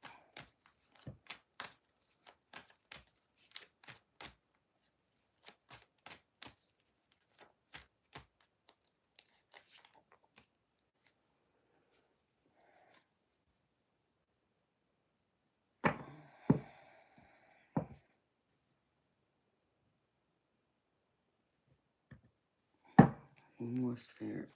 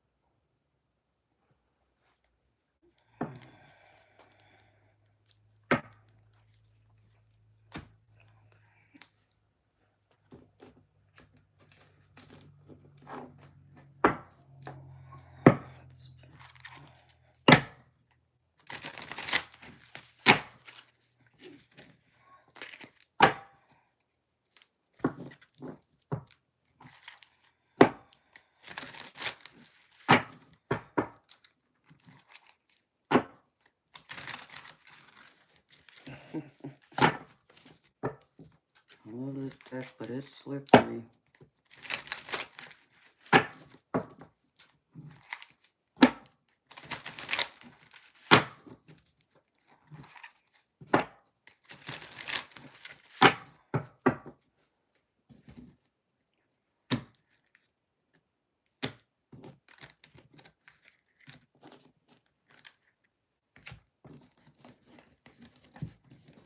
More Spirit.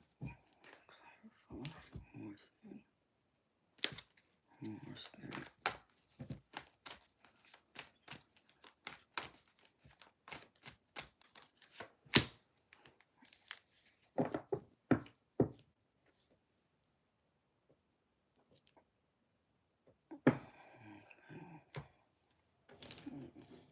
Done. More Spirit. Show me.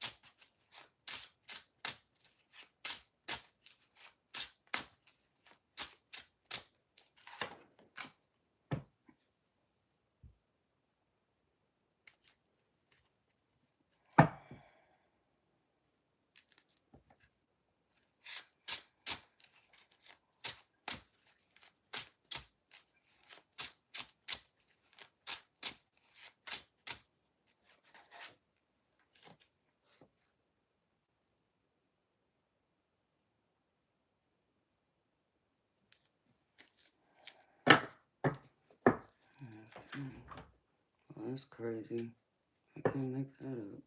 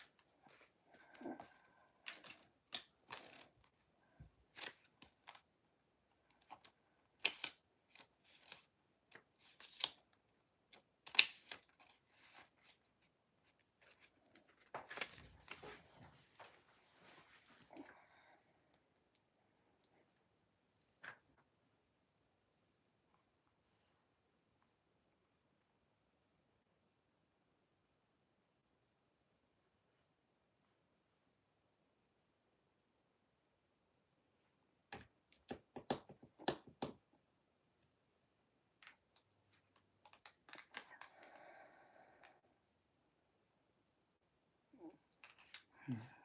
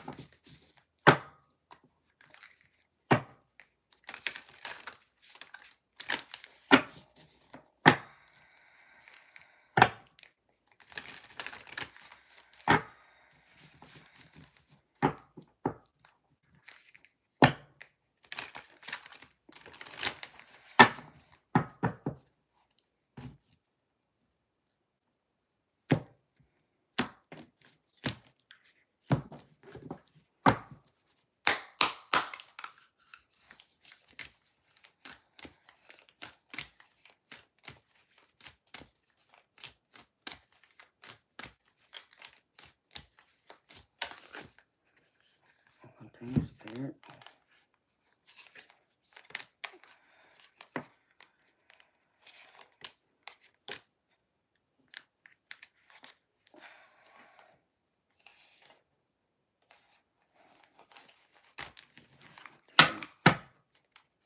Time Spirit.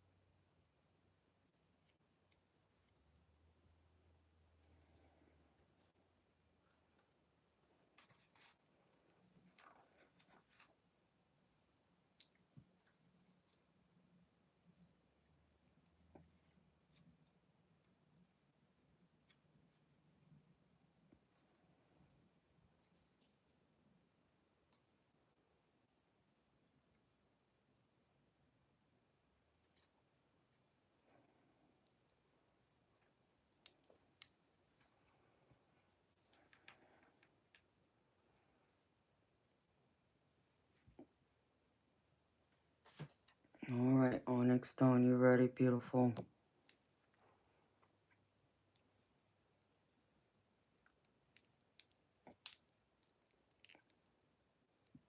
Hi, 420.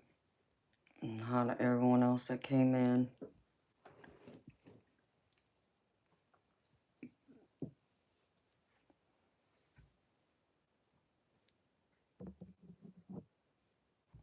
Alright, beautiful.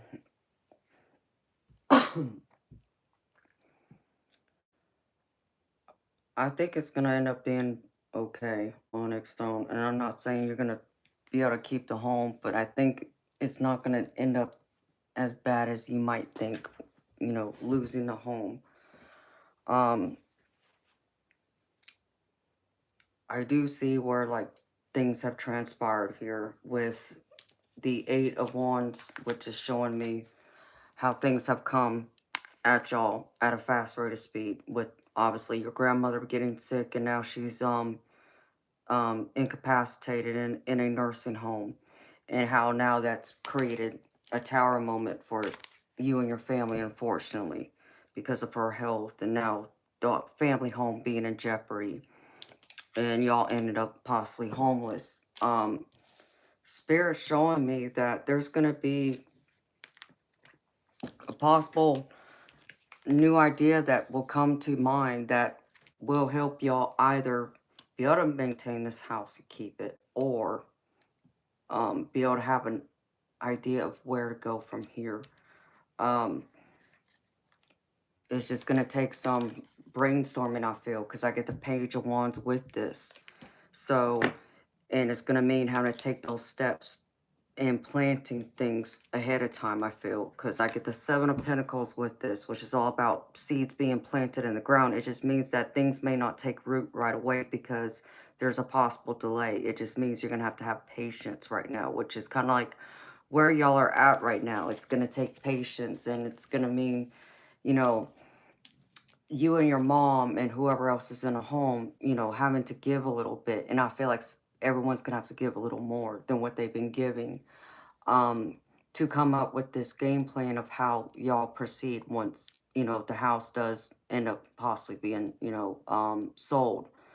Um, I'm not an, you know, I'm not a lawyer, sweetheart, so I'm not giving you legal advice. I can only tell you from my own personal experience with my mother-in-law.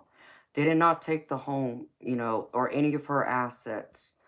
Um, but had they waited until her death, if it was going to happen. But they didn't. So, like I said, they used her Social Security to pay for the nursing home instead of, you know, taking the assets. Um, and she didn't have a will either. So, um, I'm being shown that it means, you know, you and your family, y'all gonna have to come to some serious decisions right now. Um, I would start looking. Spirit showing me it's time to make those decisions now. Think of it right now like as if it's getting ready to happen instead of waiting for it to happen. Because the more prepared you are right now, the better off it's going to be in the long run for both you, your mom, and anyone else, you know, who may be living in the home. Um, I feel like y'all are going to also have to make a lot of serious judgment calls about how y'all manage money right now. I would start cutting back on expenses, which is what this card's telling me with this judgment card. Um, any luxuries that y'all have been, you know, able to enjoy, it might be time to give them up for a while. So you can take that money and put it away if you're not doing so already. So there will be something there, you know, backup for in the event of this possibly coming to fruition that y'all end up, you know, losing the home. Um, Spirit showing me, you know, the challenges that, yes, the family home, you know, is being threatened here, which this is what this is telling me, this Ten of Pentacles, because this is all about, you know, inheritance, legacy, long-standing stability, you know, family inheritance type. And obviously it's being threatened, so I'm reading it this way instead. And so, yeah, the challenge is this, and it comes with a lot of burden. But I feel like, in essence, what I'm being shown here and what Spirit is showing me, that instead of focusing on whether, y'all stressing out over trying to keep this home or will y'all be able to keep this home, maybe the actual blessing will be letting it go. And I don't know why that is, beautiful, okay? Spirit's not giving me that answer. But I'm being shown right now that this would be a great burden on y'all if y'all were to remain in the home. I don't know if it's because of the cost of the mortgage and all the other expenses that come with it. I'm not sure why, but I'm being shown this is a big burden if y'all stay there. So it might be best that y'all do find another place to live, you know. But would I jump the gun now and do it? No, beautiful. Not unless y'all find another place that's going to be a lot cheaper. Right now, I would start planning and cutting back on everything. Cutting back on the luxuries. You're going to have to give up things that I know might be hard to have to give up. But for the long term, this is what I'm being shown.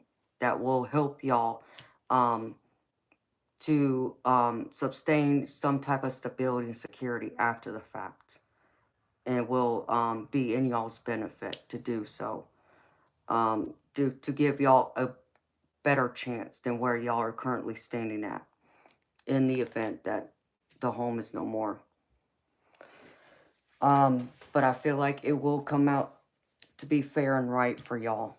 Because I get the Justice card, Onyx throne, and this is all about karma coming around. Karma being played, playing her hand, and karma handing out her justice, it being fair and right. So I feel like things will come around, but I still feel like it's gonna be like a silver lining Onyx throne. It may seem bad now, um, but I feel like there's a silver lining in this. And Spirit showing me the Star card, that there's reason to hope, and that y'all will have, and y'all's finances will improve if this does come to be. Um, I don't know if it's because maybe the nursing home doesn't come after the home, but y'all are, maybe y'all aren't able to afford to stay there, but because y'all will be able to sell it, y'all would still get the equity from the home itself. So there is some kind of inheritance, I feel, that is here, that your mom will receive, once this happens, if once your grandmother were to pass, which I'm not wishing for that, and I know y'all aren't either, but I'm just saying what will come because of the condition she's in, and how likely she's going to live for however long, we don't know. But just plan it ahead like as if it's already going to happen. That way y'all are better prepared, because Spirit's showing me that y'all may have to make some other decisions here where there might have to be a job change, and it might come sooner rather than later, because I get the Knight of Swords with this. So this is telling me there's going to be a shift somewhere in y'all's finances or a job change. Something's going to shift. But I still feel like it's going to be for y'all's benefit. I don't feel like it's going to be in the worst case scenario. And I asked Spirit for advice, and they're showing me that, yeah, I mean, things are going to be rough at first. It's going to be a battle. Okay, this is the Five of Wands. So yeah, you're going to be battling. And it's going to be an adjustment. And yes, this can be y'all battling with each other. This could even be y'all arguing and fighting with the bank, or fighting with the state about, your grandmother's estate.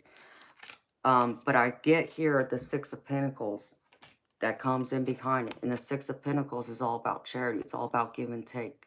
So I feel like there's going to be an equal give or take, or someone's going to be able to come in and help y'all when y'all, least expect it, or when y'all really need it the most. I feel like someone else will come in and bless y'all and be able to help y'all who may have the resources. And I'm being shown that y'all are going to have plenty of options. You're not going to be limited on choices on where y'all can go, where to live. There will be more than one option. It's just going to come with y'all having to be able to be patient with the temperance, and also back off of y'all spending. That's the best thing I'm being shown right here. Um, limit, eating out. I'm not saying don't enjoy life, Onyx Throne. I'm not telling y'all just to be hermits and stay at home all the time. But I would really cut it back a lot, as much as possible. So y'all are prepared. Instead of, just going on about life right now like as if it's not going to happen or it's not coming. Because there still is, when will it happen? Y'all don't know that yet because she's still here, even though she may not be, able to talk, but she's still here. So until she goes, I don't know about them being able to do anything about taking the house just yet. It's going to have to happen after she passes. So that gives y'all some time to plan and to figure things out. But I still feel like someone else will come in and help y'all. And y'all will get blessed with something. I feel like there will be something left behind for y'all. I don't feel like y'all are going to be left out in the cold like you may think it could be. I'm not picking that up anywhere here. But I'm not saying don't pretend like it's not coming either. It's better to use your logic and prepare and plan for it now. Plan for the worst case. So that way, if it comes to be, you're already prepared. But if it ends up turning out better, then that's even better. But at least y'all know. And y'all have a foundation and a plan on how to proceed. And it won't be such a shock to the system either when things come and do take place. I pulled a few cards from my life and career oracle, and the first card that came out, it does show, yes, it's a prickly situation, and it says you need both tact and diplomacy to reach your goals. The struggle is worth the prize. Work around the issue and use a gentle touch. That's the first card. The second one is honest work. It's okay to have a job that's not very glamorous. Get some experience to help you move up in the future. Success is a process, not a quick fix. So what I'm really picking up is, success is a process, and this will be a process. But I feel like if you give it y'all's time and attention, it will be successful. And the next one is cultivation. You are in the growing phase right now, and you must continue to water the seeds you have planted in order to reap the rewards. So start planting the seeds now. And I feel like if you can do that, if you and your mom can sit down and go over this and really think things through and look ahead, as if it's going to happen tomorrow, the better, off y'all will be. And I did get, the next one is offerings. You will be offered a new position or investment opportunity. Think about it and research it carefully before accepting. So do your research, beautiful. You and your mama both. I would, like I said, I would consult the bank. I would even consult a lawyer. Even if it's just for a consultation. I'm not saying go and hire a lawyer, but I would talk to an estate lawyer just to find out where they, what their thoughts are. And who else would I reach out to? The lawyer and the mortgage company would be one place. I mean, you need to find out about her other assets, like her bank accounts, like who's in charge of those right now. It's that kind of thing. So you need to figure out like where all her assets are and know what's there, because if it's just your mom, then the only thing that's going to go against y'all is whatever the state would try and take if they wanted to go after her estate to pay for any outstanding medical bills that your grandma may occur while she's still here. But outside of that, you can consult an accountant too. That would be another thing I would do. And but an estate lawyer, I definitely would. The bank, I definitely would too. Those are the two people you need to consult. And then the next one is protection. You are being protected from deceit and from situations that no longer serve you. Lie low for a while, and you will be shown the truth. So you and your mom, I feel, are being protected by something. There's something you're not aware of. Like I said, it may not even be anything bad. It's just that maybe, it's not going to be as bad as maybe y'all think it's going to be. And then the last one from this deck is answers. You will resolve your current situation soon. Work-wise, you find unique ways to stand out. You find a new opening with job security. So I feel like you will get those answers. And I feel like, it won't be as bad as, the worst case scenario. I'm not picking that up at all, Onyx phone. And then I pulled from, let's see, from my different Moonology decks. I just want to see what would pop out, sweetheart. Oh, so let's see. First one says patience. I don't know if I can separate them now. So definitely have patience. It's kind of a waiting game right now, but don't just sit on the sidelines either. Have patience with yourself, you and your mama, but make a game plan and do your research and consult those experts. I would definitely consult them. Next one is moonshining. Stay in integrity. Stay in your integrity. Know that you and your mom will be rewarded just for being in y'all's integrity.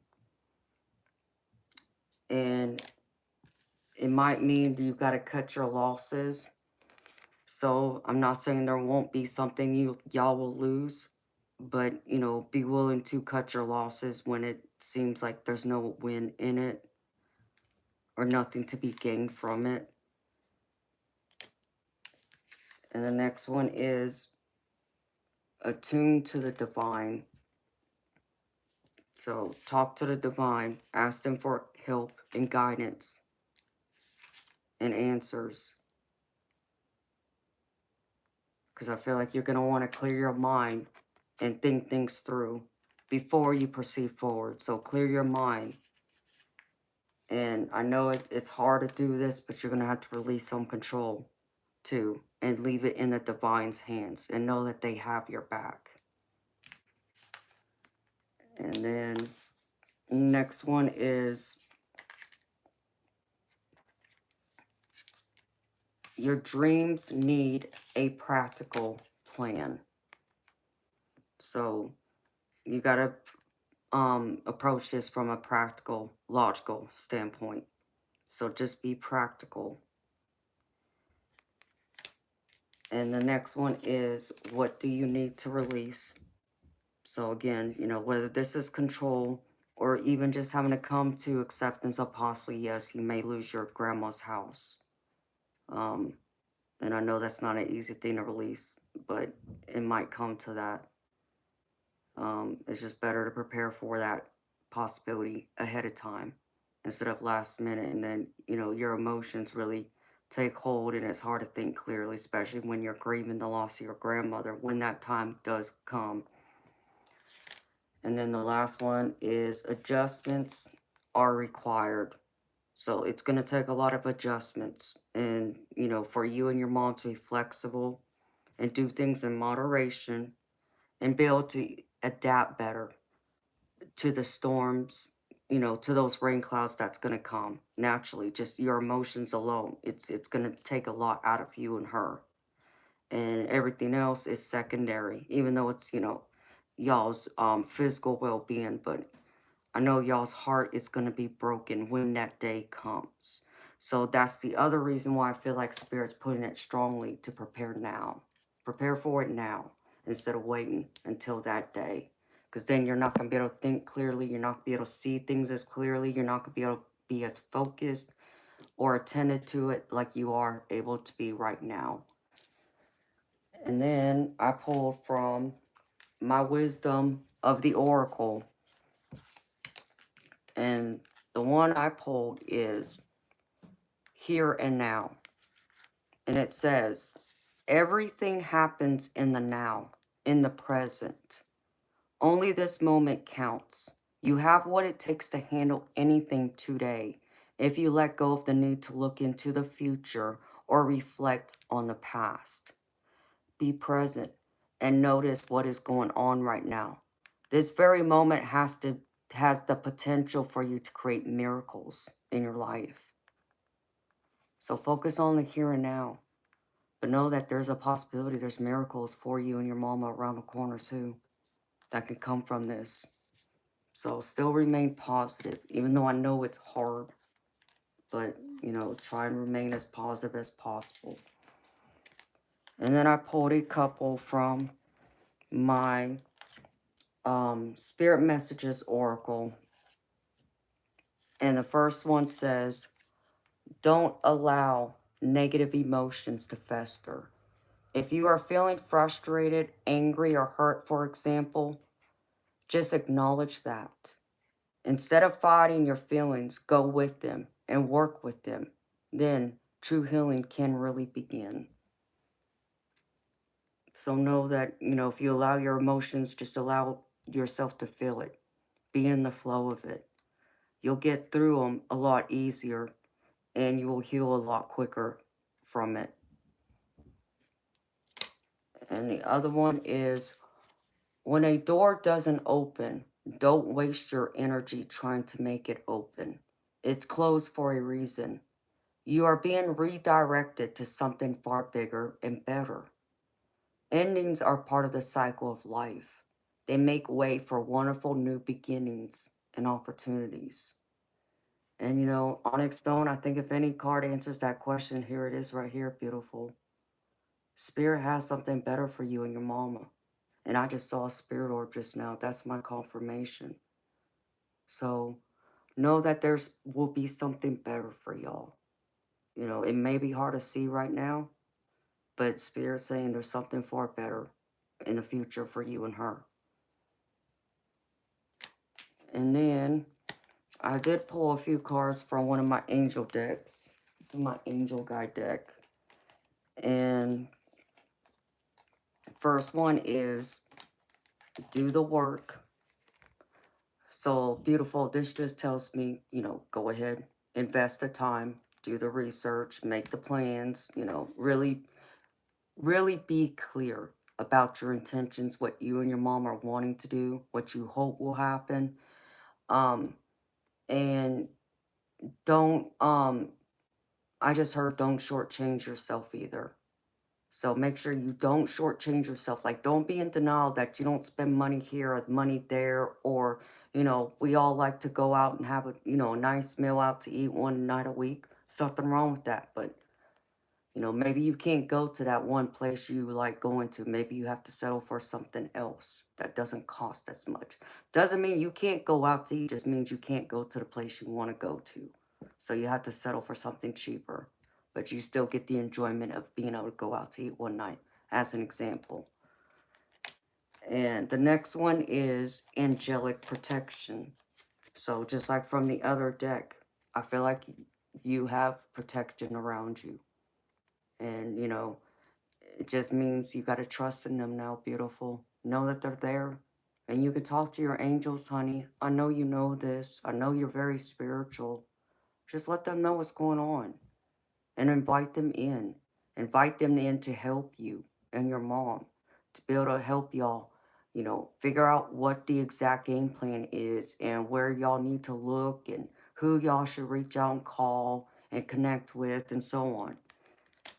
And the last one is expect miracles. Here's the miracle again, just like from the other card. Expect miracles. So I feel like there's going to be a lot of miracles that's going to come in. You may not be able to see it right now, but I feel like a miracle's coming. So just hope and wish for the best, beautiful. And leave it up to the divine. Know they got your back, honey.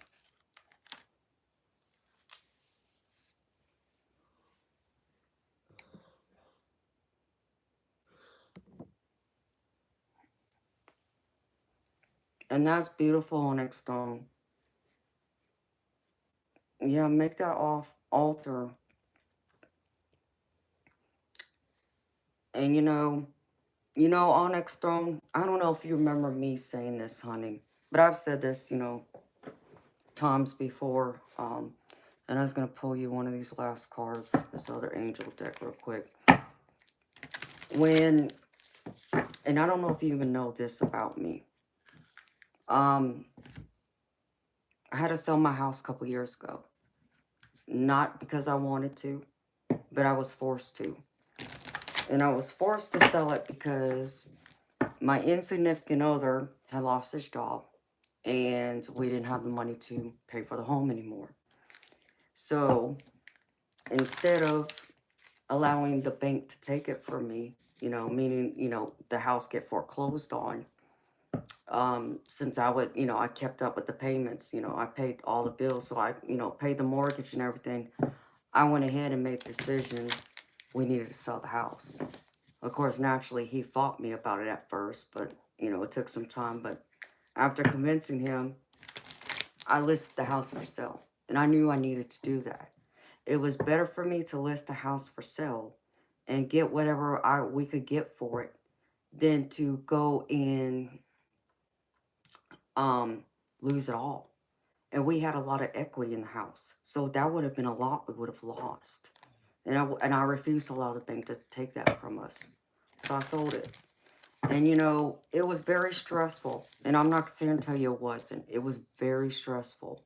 But everybody told me I seemed to handle the stress very well, considering, everything. And I had to, pretty much pack 2/3 of my home. Thank you, gratitude. That's so sweet of you, honey. Thank you. I had to pack 2/3 of my home by myself without his help and get all that situated and organized. And I remember my family was worried about us, worried what was going to happen. How were we ever going to be able to buy another home and so forth, and worried about where we're going to go. And I remember I just kept telling them that everything was going to work out, everything was going to be okay. And I didn't know how, Onyx Stone. I didn't know how it was going to be okay or how it was going to come about to be okay, but I knew it was going to be okay. And that's what I kept telling them. I said, I can't explain it to you, but I know there's something better in the future for us. And I just need you to trust in that. And because I'm trusting in that. And that's what I told them, and they're like, well, I hope you're right, So, and I told them, and I remember saying this, I said, listen, because they were hoping that I would go through, I would be able to come up with a solution to where we didn't have to sell the house. And I told them, I said, listen, if it's meant for us to be in this house and stay in this house, God will find a way to make it happen. I said, but if not, then we're not meant to be here anymore. And you just have to trust in that. And I said, and that's what I have to trust in. I said, so, just wait and see. The house sold in less than 3 weeks, I think it was. And it sold for pretty much top dollar, what I could get for it. And it was a lot more than obviously what we had paid for it over 20 years ago. And so I called my family, let them know the house had sold. And, and they were, sad naturally. They wanted to congratulate us, but they knew the congratulation wasn't on a good note, understandable. But, they still said it, which I appreciated. And they just said that they were just sad we couldn't keep the house. And I reminded them again, I said, listen, if we were meant to be here and remain in this house, God would have found a way. He would have paved the way for us. I said, but he didn't. I said, he did the exact opposite, in fact. In a time when, the housing market was really starting to slow down, interest rates were already going up, people weren't able to buy homes like they did, you know, I didn't think it would sell that fast. I said, but it did. I said, so it's so fast, like it happened a lot easier than even I thought it would.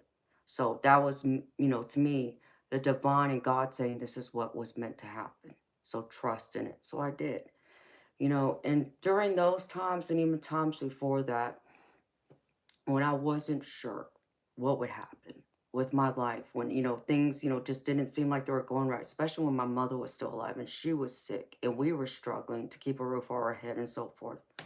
I had to go in and remind myself and say these positive affirmations to myself every day. And I always would say, everything's going to work out perfectly in my favor. And I would repeat that until I felt it in my soul, you know? And did that mean that everything was going to fall into place exactly perfectly like I had hoped and wanted it to, or it was going to happen overnight? No, of course not. But what it did is it changed my perspective. It changed my mindset to be more positive, to stay focused, to stay determined, to not give up, so I could go out and face the world. And when I would step outside my house and look at people, I would still be able to hold my head up high and stand tall and strong and, be able to look at people in the eye instead of looking away. And, whenever I needed that extra push, that extra nudge to go a step further, it gave me that too. And eventually everything did work out, perfectly the way it needed to. In fact, when we sold that house, I wasn't expecting to be able to buy a brand new home. But guess what? That's what we did. This house I had built, brand spanking new. Never ever thought that would even be a possibility. But here it is. So you see, and understand me too when I say this, I had no intentions on ever having a YouTube channel back then. It wasn't on my mind. It wasn't even on my mind to even come in back and to start reading tarot cards again, like I have. But that came to be. That was part of Divine's plan. And that's what I came to realize. They needed to shake my world up, kind of wake me up, because over there in the old house, the energy was a little more stagnant. There wasn't a whole lot going on. So, in order to shake me up and wake me out of it, for me to enter my calling, enter my purpose, they had to take me out of my comfort zone. And yeah, unfortunately, it meant giving up my home I loved. But I walked into something better than I could have ever imagined or ever asked for. So, think of it that way, beautiful. You just never know. And that's how the divine can work. And they can work in, mysterious, wonderful ways. And miracles come behind it. So, the last card I got for you, Onyx Throne, is it's called Thrones. This is an angel activation card. And it says opportunity for growth. This is a sacred time of growth, healing, and understanding. There is more information coming your way. Trust that all you need to know will be revealed to you in the perfect time-space sequence. If you are experiencing challenges, know that these are growing pains that are contributing to a more aligned future. Only good will come from this situation. Trust that life is guiding you to growth. And the positive affirmation is every challenge I face is an opportunity to grow. Every challenge I face is an opportunity to grow. And that's what I have for you, beautiful. Onyx Stone, I'm sending you all the love and light and, comfort for you and your mama and your grandma right now. I'm praying and hoping for nothing but the best for y'all, and that it works out to where y'all don't lose the home, that y'all are able to find a way to stay there, that it won't turn out the way that y'all are fearing or worrying it will. But even if it doesn't, I'm still praying that the outcome of it will be even better than even, I could possibly even imagine, like how it ended up in my situation. Like you feel like there must be something better. And the cards here are saying that there will be something much better coming towards y'all. So trust in that, beautiful. Just start making the plans now. So I want to tell you, I hope this reading has resonated. And I hope, beautiful, I hope it's helped to answer your burning questions and any fears and doubts you've had. And I hope, it's helped put away some of your fears and your worries and concerns. And I hope it's provided you with that encouragement to uplift your spirit. And know it's going to be okay. Know it in yourself, it's going to be okay. Believe in yourself. Believe in your mama. Believe in y'all as a team, as one strong unit. Y'all can survive this. Y'all will do more than survive. Just believe in that, beautiful. So I want to say thank you so much again for trusting me to read for you, honey. It's always an honor and a pleasure. Thank you so much.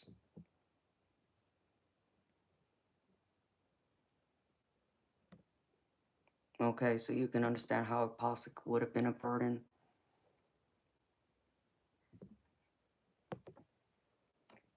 Well, I hope, you know, beautiful, I hope it doesn't turn out that way, you know, but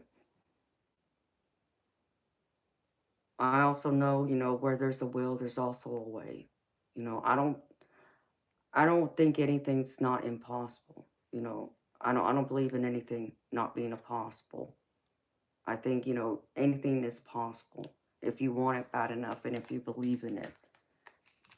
You can pave the way. You are so welcome, honey. Anytime. Hello, Jay. I'm Gravy. Thank you for asking how you doing.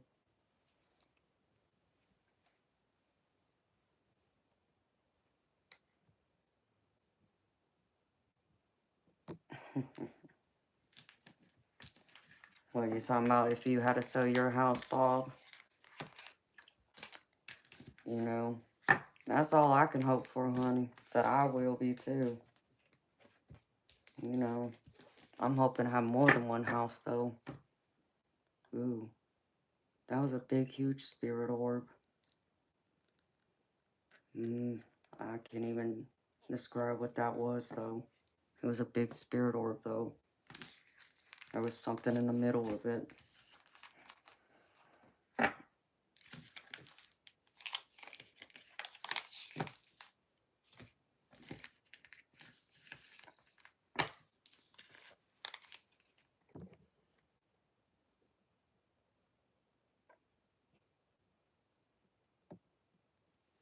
Okay.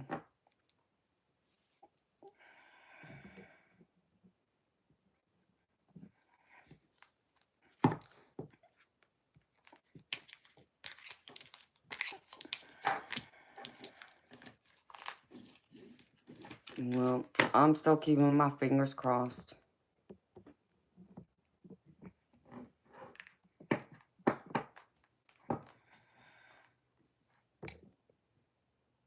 Cornhole Sweat, who are you talking to?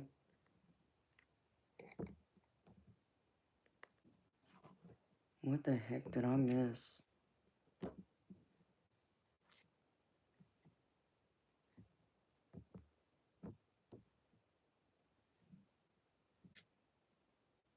Sounds like a bunch of nonsense.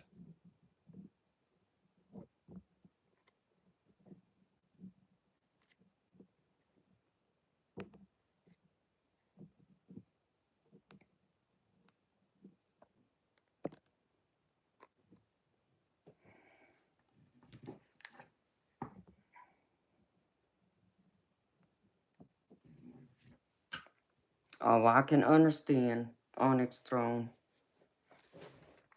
Hi, Diane. How you doing?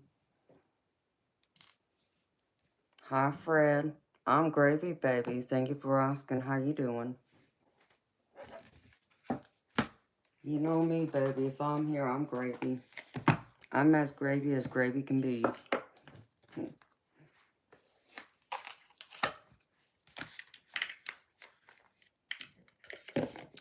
And if y'all seriously want to see me use chopsticks, I will. I gotta munch on something anyways. Since I haven't eaten anything. And it's 1 o'clock. So, if nobody else has paid for a reading, we can do the Britney Spears deck.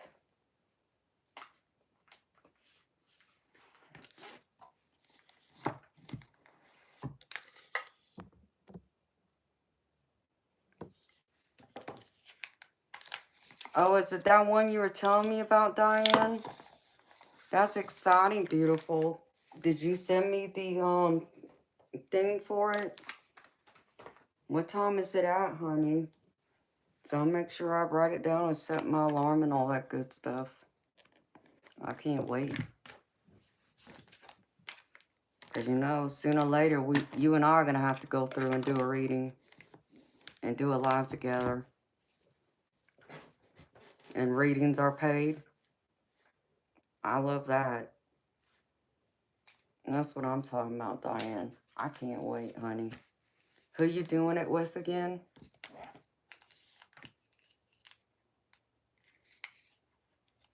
At 5 p.m. Eastern? Okay, honey. Yeah, I definitely want to come watch. I definitely want to see it.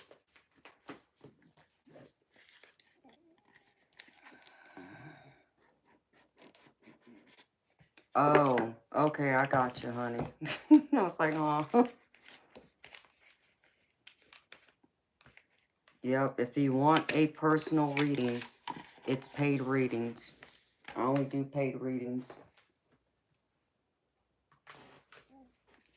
So I'm excited. I can't wait.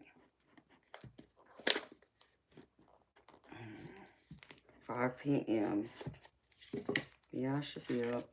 I'll wake up just for you, Diane, so I can watch.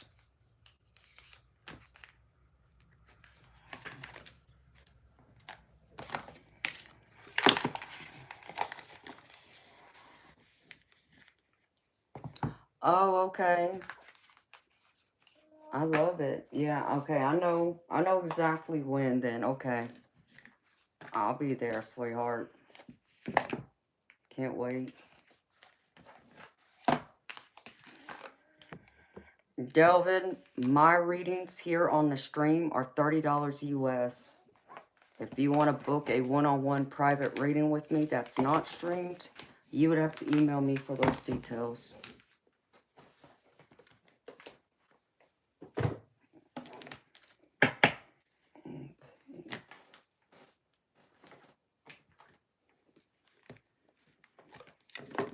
Absolutely, Diane. I can't wait. I'm excited. I'm excited. Okay. I'm gonna go heat up some food real quick.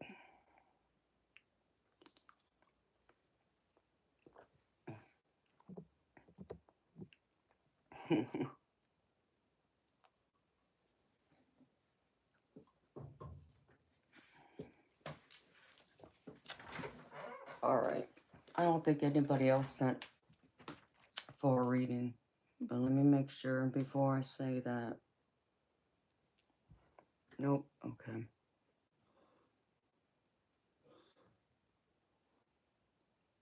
That way I can go through and go heat up some food.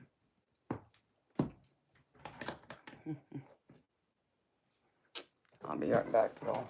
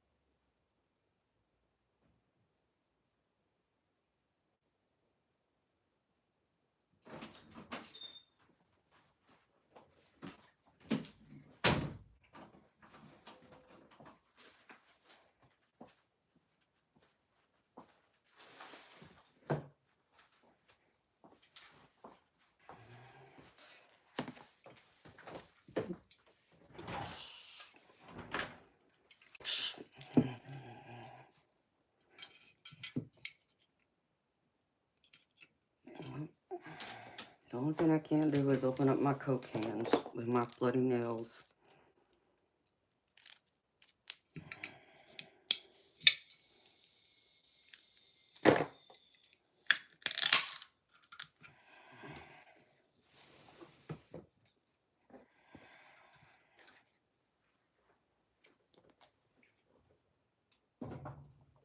Oh.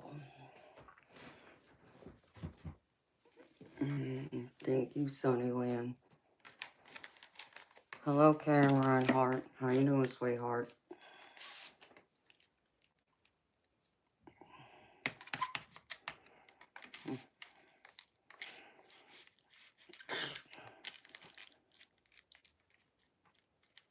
Chili.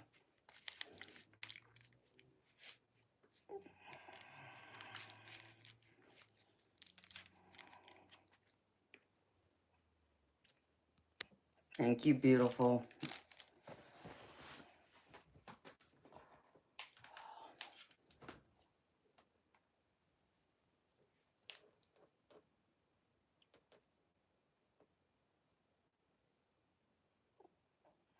Whoops.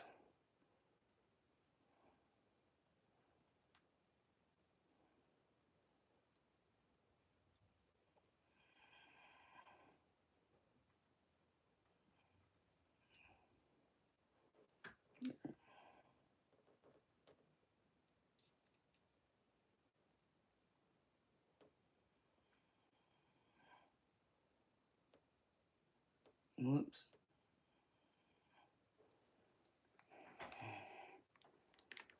Yep, I got food. And I got chopsticks in my hand.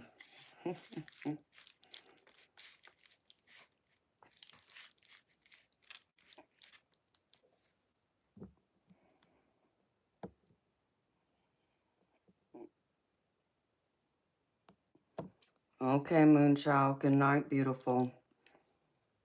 See you tomorrow, honey. Sweet dreams to your girlfriend.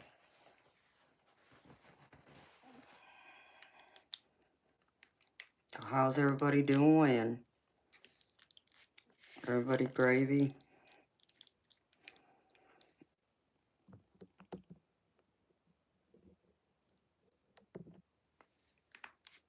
Hi, Vidya.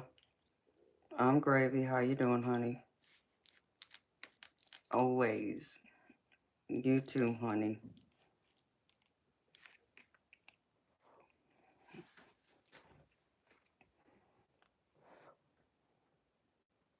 Hi, George.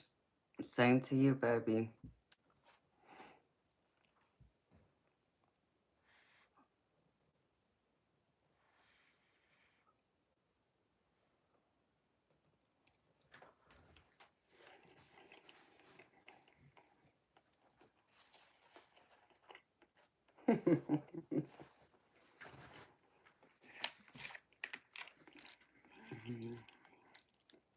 Well, y'all thought my house was burning?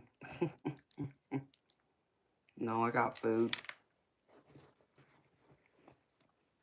Hi, beautiful, majestic. Yeah, I told Onyx Stone that I would show her I can use chopsticks. And I use chopsticks. I can eat everything using chopsticks except for soup. That's the only thing I definitely can't eat chopsticks using.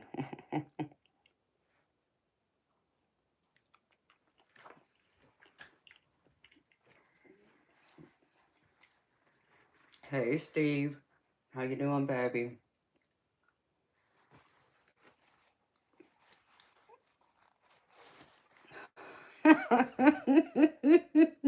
Yes, that's why. Hi, my beautiful ninja. How you doing, honey? You made me laugh when I opened up your comment to me about the whole spill with Eternal Light meeting my insignificant other the other night. That whole drama episode. You had me cracking up. No, baby, I'm just eating chicken pasta. But I told one of my subscribers that I would show her I can eat I can eat food using chopsticks.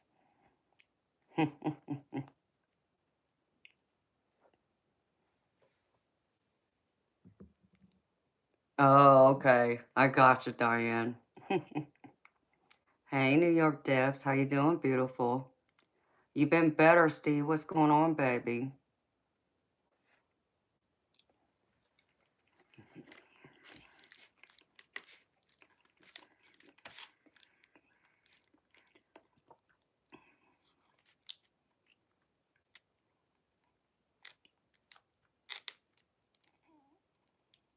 Oh, no, Steve. I'm so sorry to hear that, baby. I'm sending healing, love, and light and comfort to you, baby.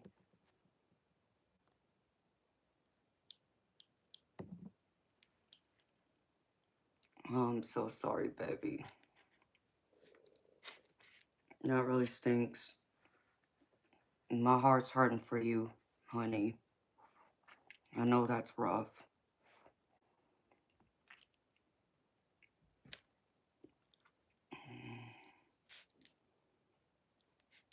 Well, I'm glad you came by to see me.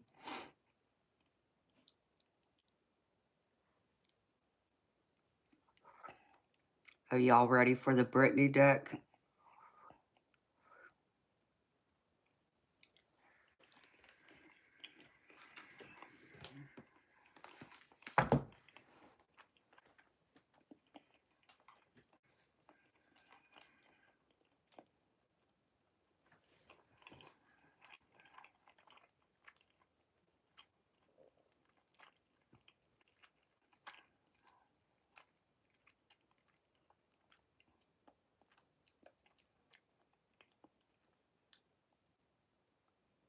Okay.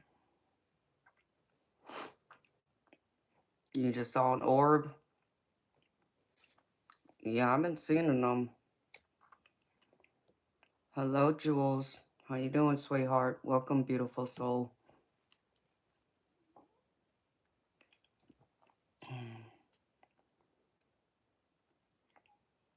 Mm.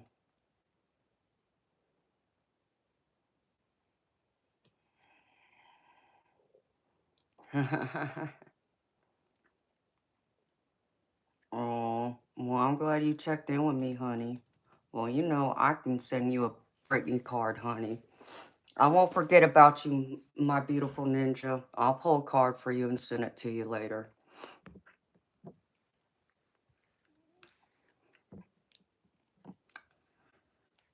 And you know, Steve, even though, you know, it feels like you're prepared and it's to be expected, it doesn't mean it doesn't hurt any less, baby. And I do recognize that too. So I'm still sorry, baby. Hi, Jazz Ragu. How you doing, beautiful soul?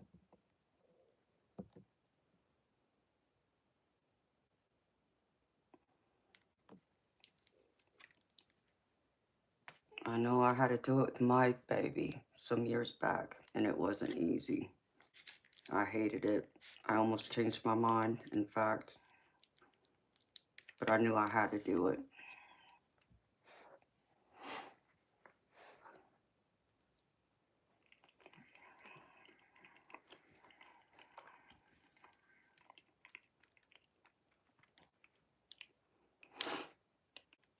Eternal light, are you still here, baby?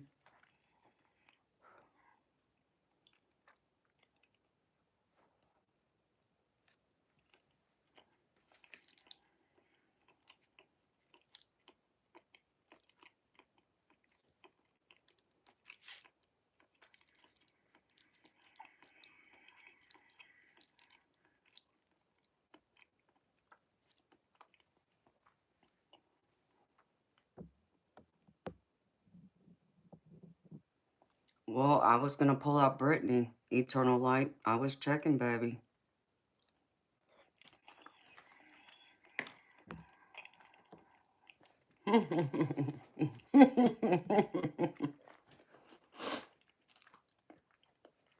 I got you, beautiful. I'll send you a card, Majestic. Don't you worry, honey.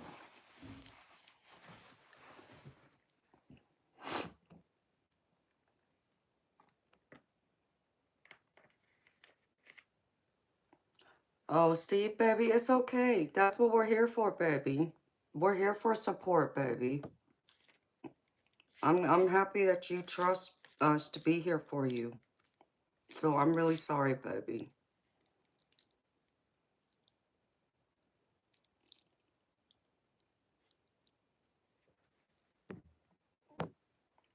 Okay, Eternal Light.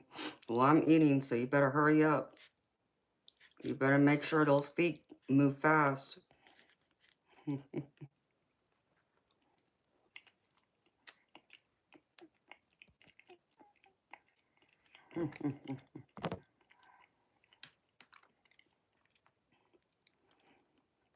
Oh, yeah. I definitely get it, too. Man, my puppy, he was my baby. And I miss him like crazy.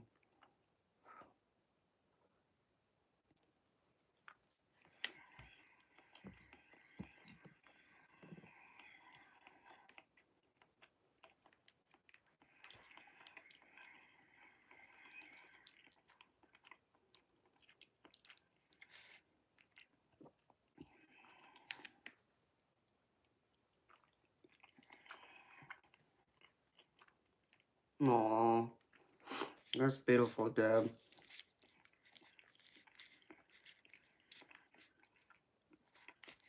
I need to have one made with all his pictures that I have.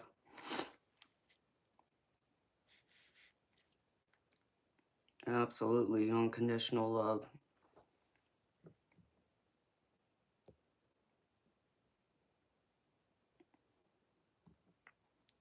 Oh, I will, baby. Is that the one that accidentally ate your, what was it? Your gummies or your cookies or something? Is that the same dog, baby?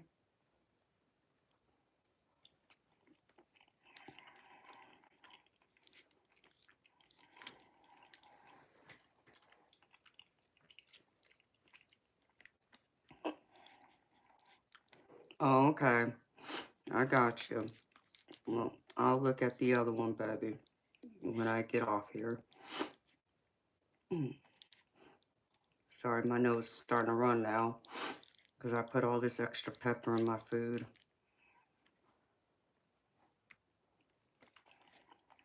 Hmm.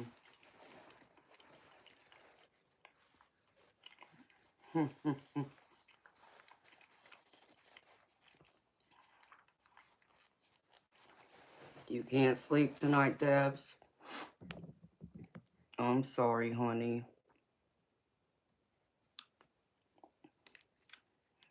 Hello, Nicholas.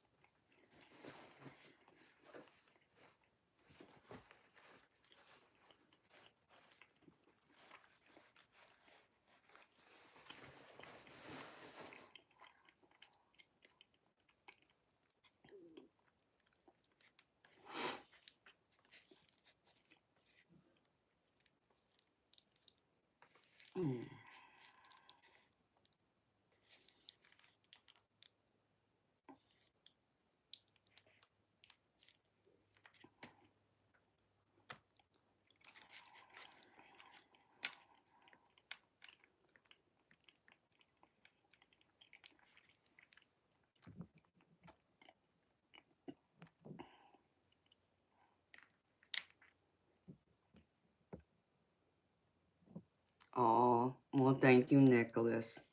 That's beautiful of you to say, honey. I appreciate you.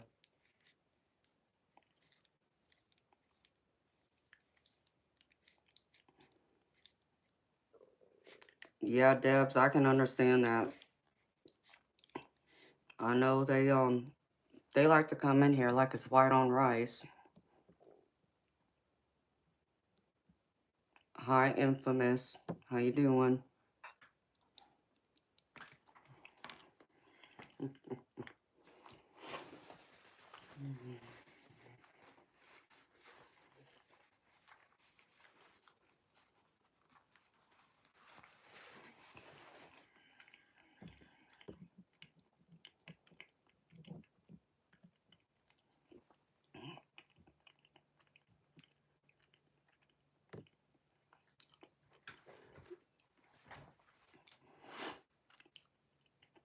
Delvin Davis, if you want a reading here on my screen, it's $30 US. But if you want a private one-on-one reading with me that's not streamed, you would have to email me for those details.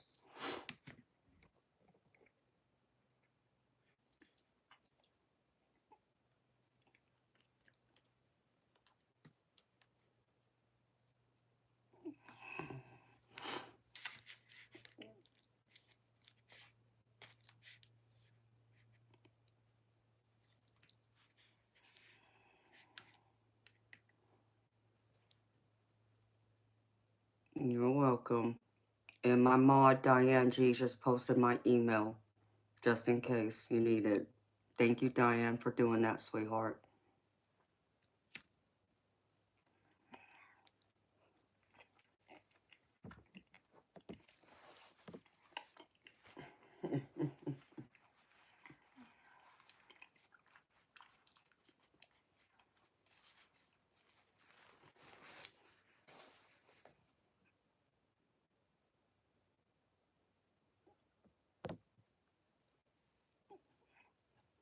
To my teenage years, what you mean by that, Steve? Bring me back to my teenage years.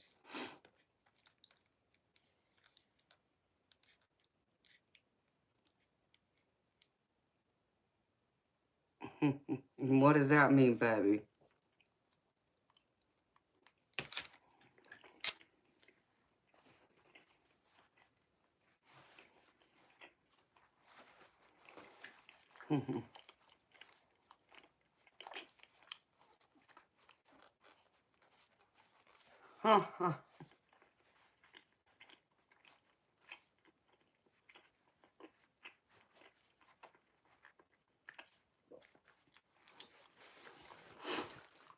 Now, why would I do that, baby? I never did that.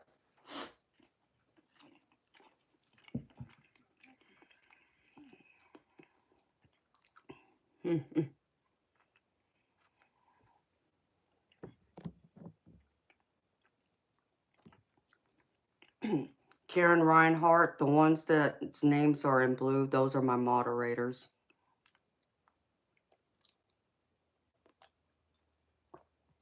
Take y'all on a field trip? Well, you know what, Steve?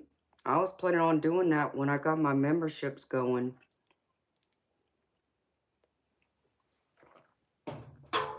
I was going to take y'all with me to the bowling alley and the pool hall.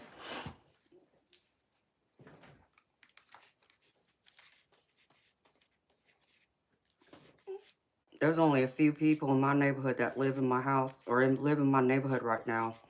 My neighborhood isn't complete yet. They're still building homes.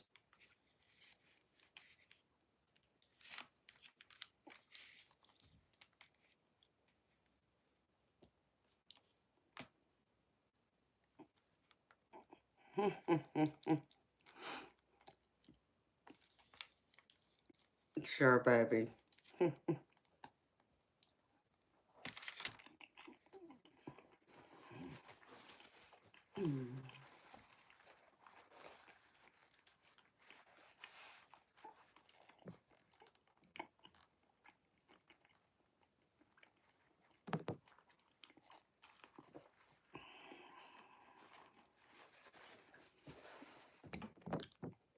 Okay, you're too young to be in here.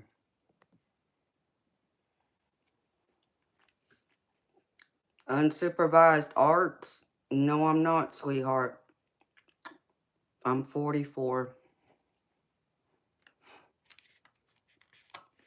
But thank you for thinking I'm a lot younger. I'll be 34 today. Why not?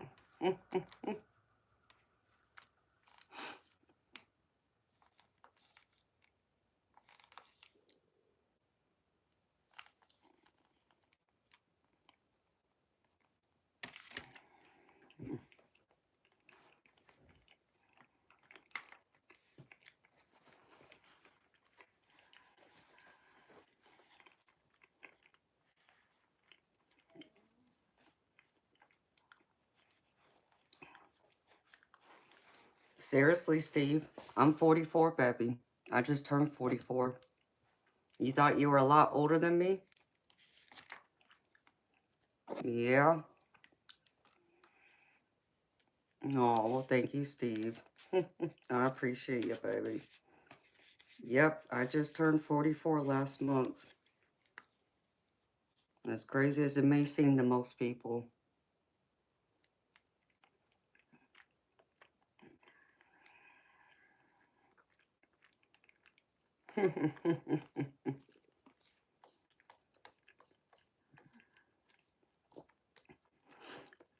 I concur, Bob.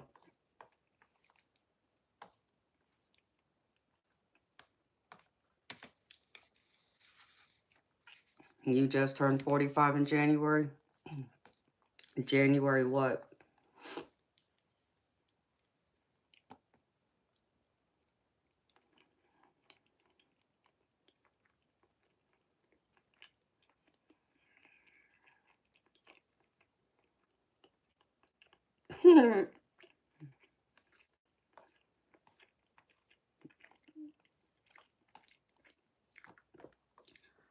No, you're freaking hilarious, Steve. You're only a year older than me, baby. Come on now.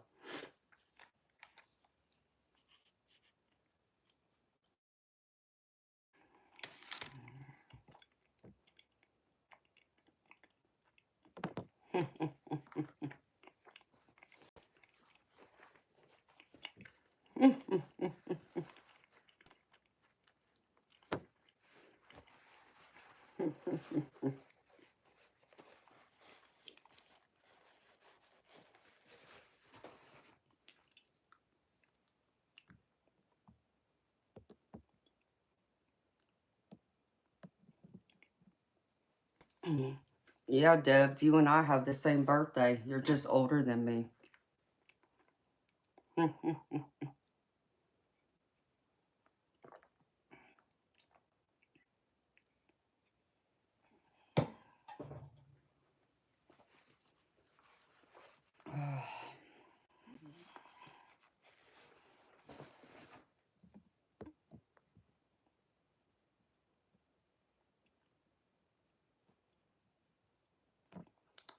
Well, baby, you know, I am half Asian, so I guess I got my genes working for me there.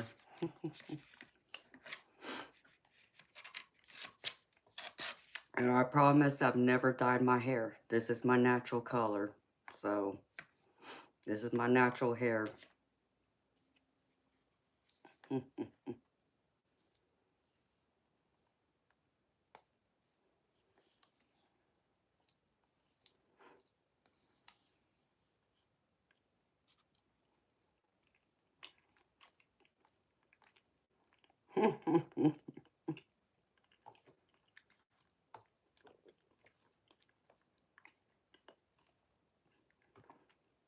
Well, Steve, I think you're already a sexy fox, baby.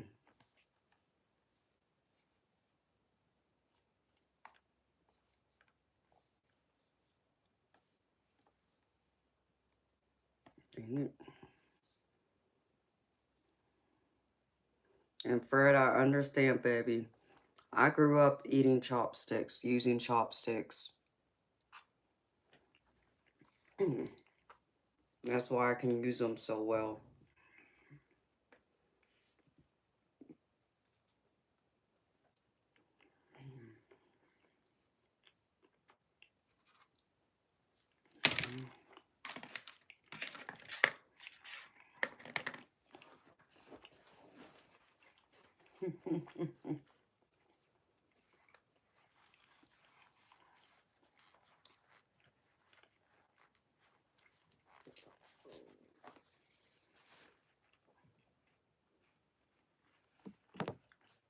Ha ha ha ha.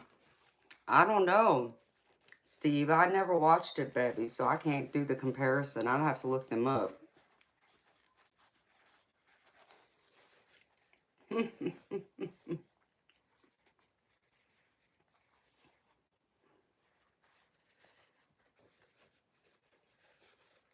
You are so funny. No.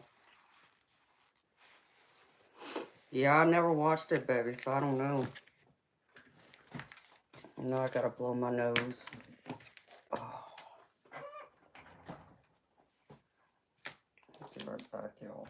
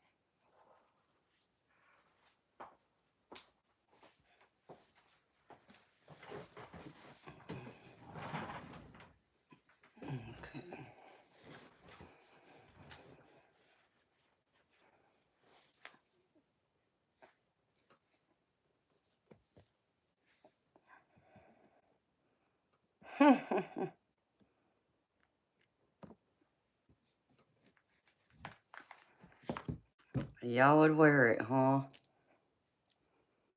Y'all so funny. Y'all still trying to dress up Teddy too, huh?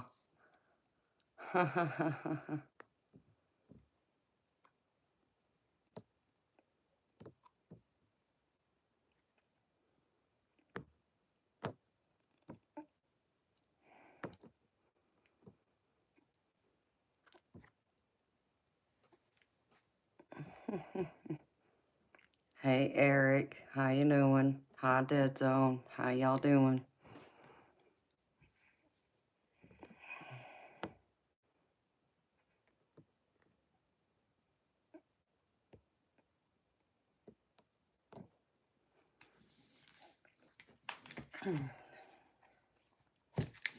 No eternal light.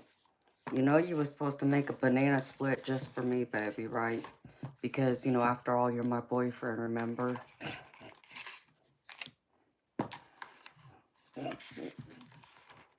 I get the perks.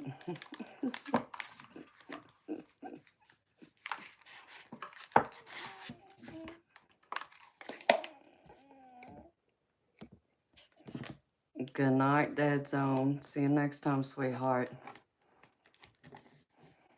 Sunny's my sales rep? Okay.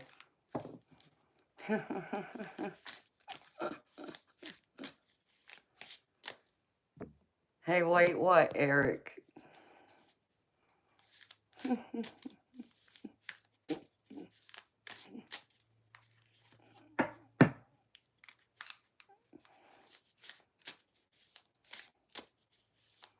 I know, Syncope. I haven't had one either. Over here making me hungry.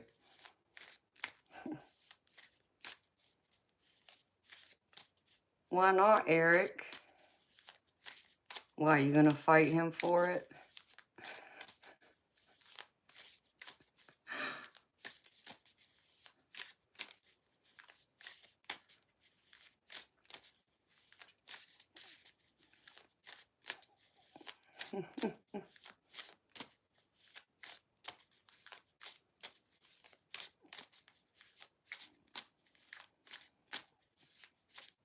You might have to.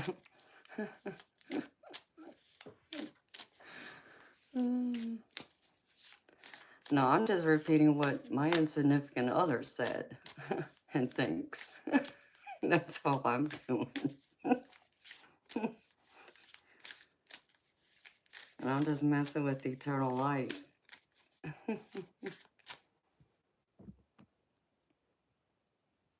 Hello, Mr. Hassan.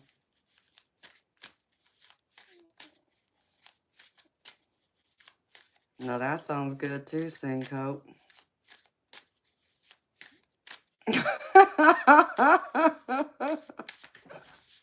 You're so funny, Eric.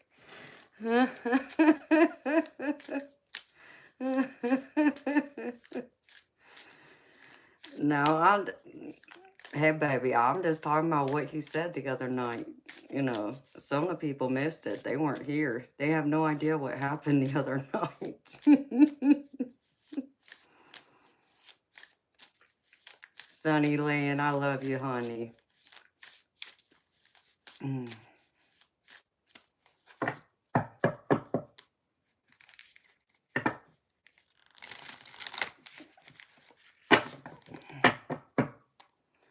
I'm gravy. Mr. Hassan, how about you?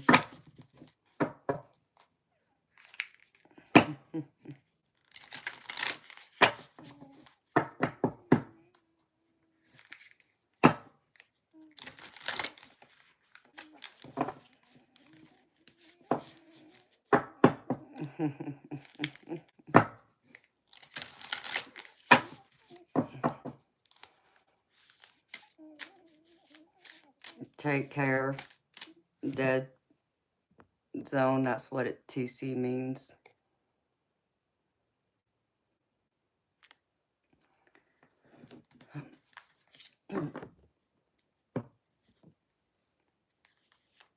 I don't know, Debs, were you here the other night? when I was filling everybody in about my drama that happened on my night off, I don't know who all was here that night. Well, what am I saying last night? Because it was Monday night when it all happened.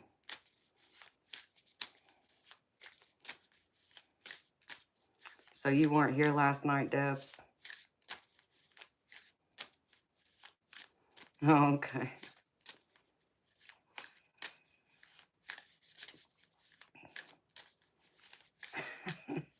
Oh, you didn't hear about it, Eric? Okay. So, Monday night on my day off, I came in here. I woke up around 9, 10 o'clock that night. And I came in here to do a couple of things. And I talked to Eternal Light on video chat. We talk often since he's one of my mods. And got off, went into the bedroom, was going to go lay down, go to sleep.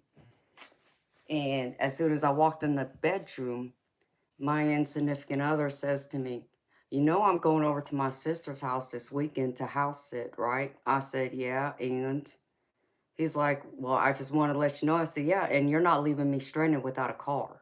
I said, so let's get that straight right now. You know, you're not going to leave me stranded. I need a car. And he's like, well, what do you want me to do? I said, well, I suggest you go through and call your sister and ask her to come pick you up. I said, because you're not leaving me without a car, period. And he got mad at me. And then so he suddenly says, he was like, well, I hope you have fun with your boyfriend. Boyfriend? What? And I'm like, what the hell are you talking about? He's like, that guy you've been talking to all night after your lives. And it's like, oh my gosh, you have got to be kidding me. I said, you mean my mod? He was like, I don't know who it is, but I know it's some guy you keep talking to. He's just a friend. And oh, I was so mad. So I go through and I call Eternal Light back on video chat. I said, listen, I said, he seems to think you're my boyfriend. I said, so you can have a chat with him. And so, yeah, Eternal Light got to have a face-to-face chat with my insignificant other. And what did he say, Eternal Light?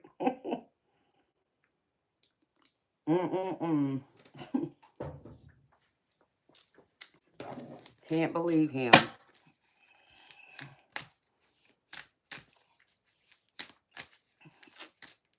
You too, Dead Zone. I didn't even know you were here, baby. I never know when you're here. You never say nothing. I only know you've been here after you're leaving. But you have a good night too, honey. See you later.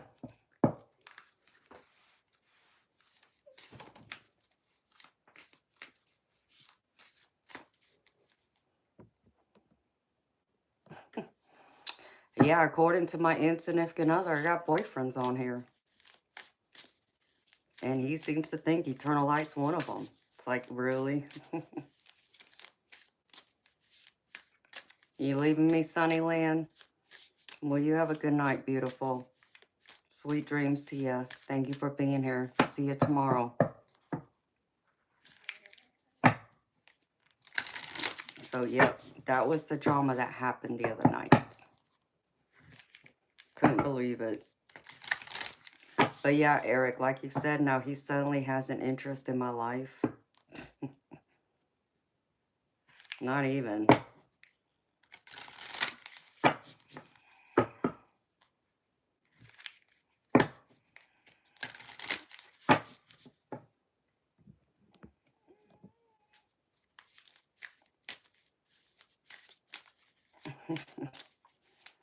Yeah.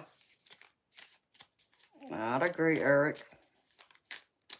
And that's pretty much what I even told him. I said, you know, I said, he's been here for me. He's a mod on my stream. You're not doing nothing. So he did get that out of me, too. Of course, he didn't like to hear that either. But, yep, sure did.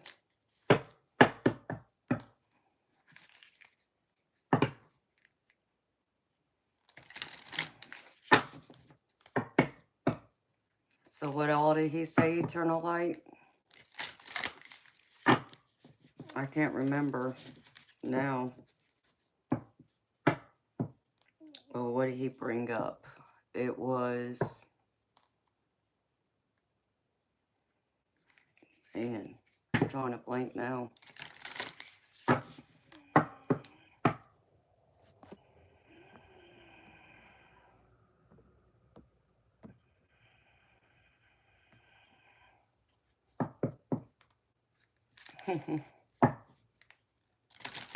Oh, Debs, I'm so happy I'm here for you too, honey.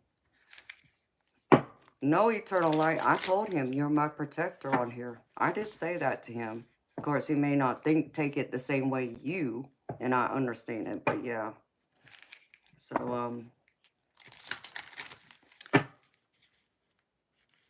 what all did he say, eternal light? Yeah, that was one of the things he said. Just because you're in a different country doesn't mean you couldn't be.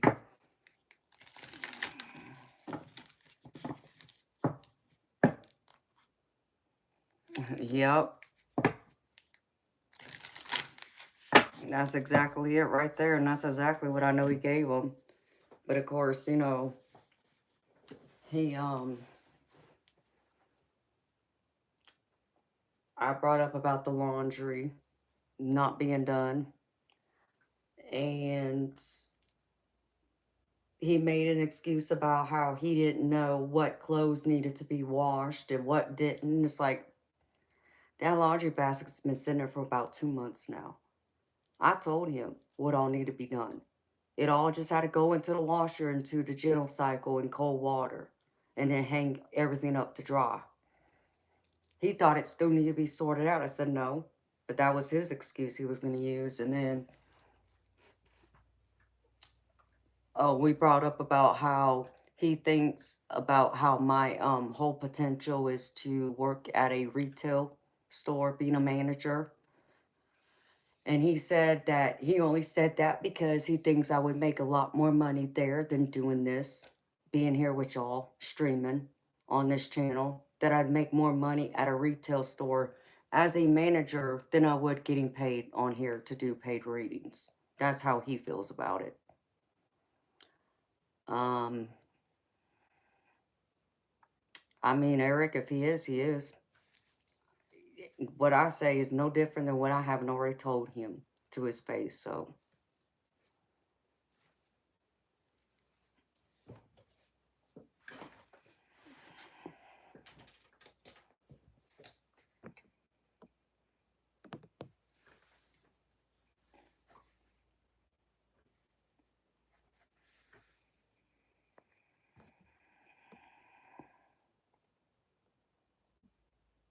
Oh, yeah, he told Eternal Light that, you know, I don't want nothing to do with him either, so he already knows that, how I won't even give him 5 minutes of my time to talk to him. It's like, well, what do I have to talk to him about? I'm talked out. I've already said everything I needed to say to that man. I ain't got nothing left to say to him. It don't do no good. You know, it's the same nonsense. He don't change. He don't do anything about it. I just, you know, stay on my side of the house and do what I gotta do.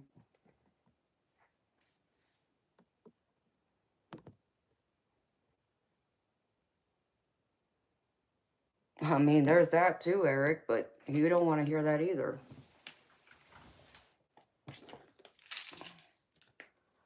So it's all of that. And then the whole thing about, oh, he's worked for the 16 years of our marriage where I didn't have to work. So now he's leaving it up to me. He's leaving it all on my shoulders now. That's his explanation for not having a job. So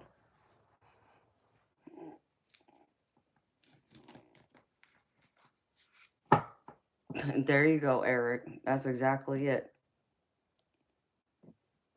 Yeah, exactly. Debs, I'm tired of it. I made that perfectly clear to him.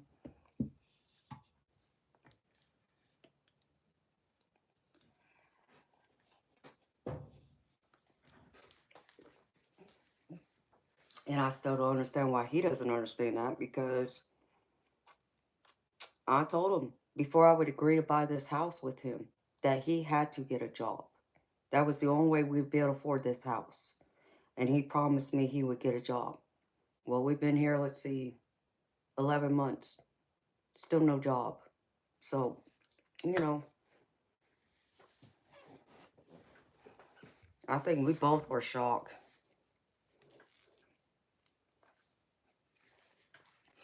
Debs, he does, but the problem is it's not enough to cover everything. And that's what I already made clear to him. He can still get a job. He can only make so much money a month, though, which, okay, I understand that. I understand you're only limited to make a certain amount, but it's more than what you're making right now. Especially knowing the expenses we have. It's a lot more than people would even think our expenses are a month, to where I'm not even breaking even yet. And so him getting a job, at least I would come close to breaking even. Because right now I'm not even breaking even.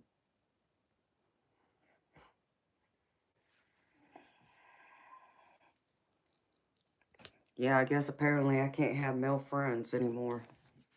Yeah, okay. But yeah, I've always been upfront with him.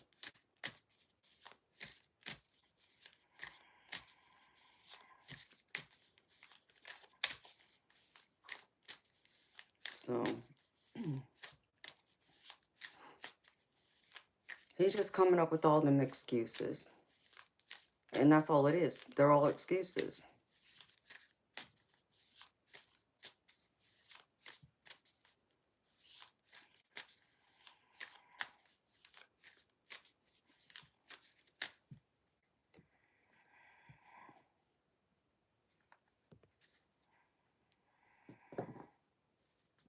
Exactly, Debs.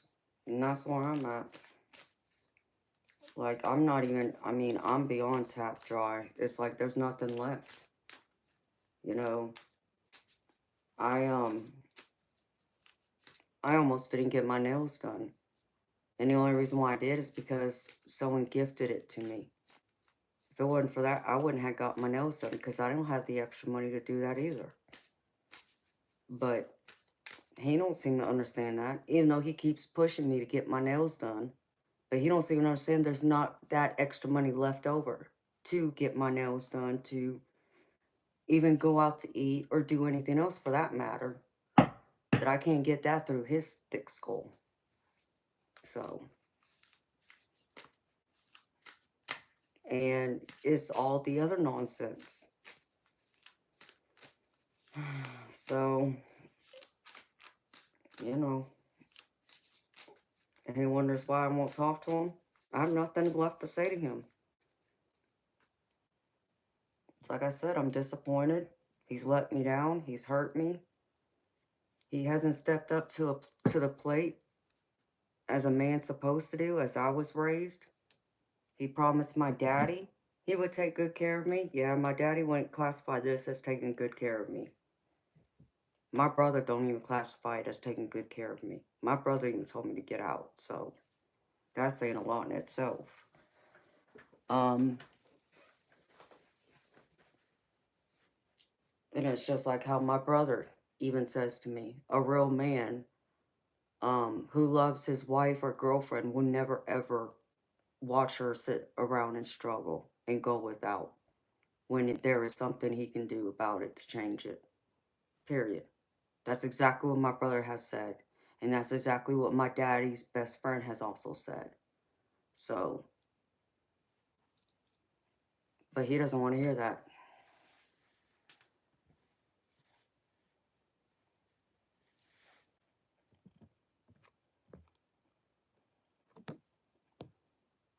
And that really stinks, Dubs. That because you can enjoy your life because of that. It's just crazy. So, you know, it is what it is.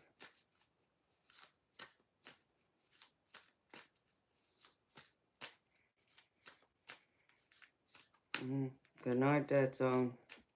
Sweet dreams.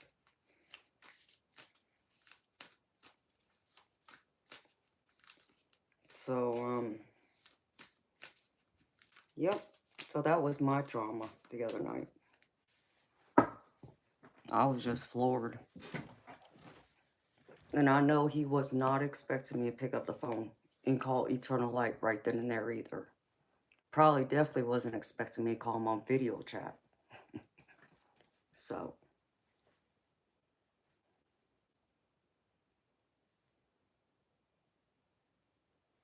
I don't even know who Mike Hawk is.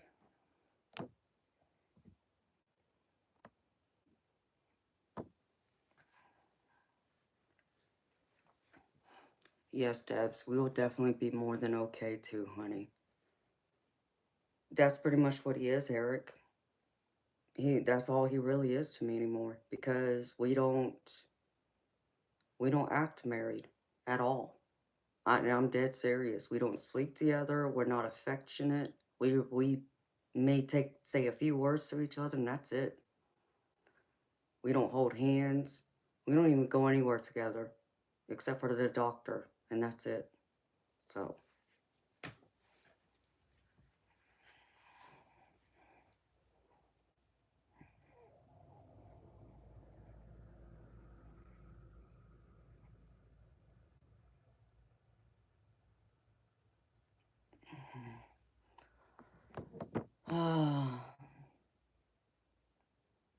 I mean, uncomfortable truth, I don't know who you are.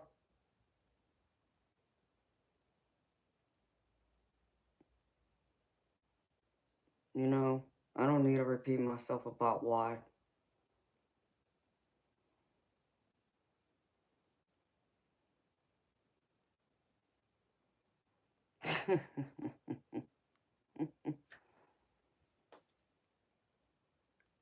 I hear you, Dubs. I mean, that's pretty much what I say to mine. I just say it to him in my head, just to keep the peace. I avoid him. I don't talk to him. I don't want to talk to him. Like, I stay in this office. Because even to go in the bedroom to try and even talk to anybody, he's right out the bedroom door in the living room. So he can hear my conversation. So it's not private. And I can't stand that. No. So things will be different in due time. Hi, Sean.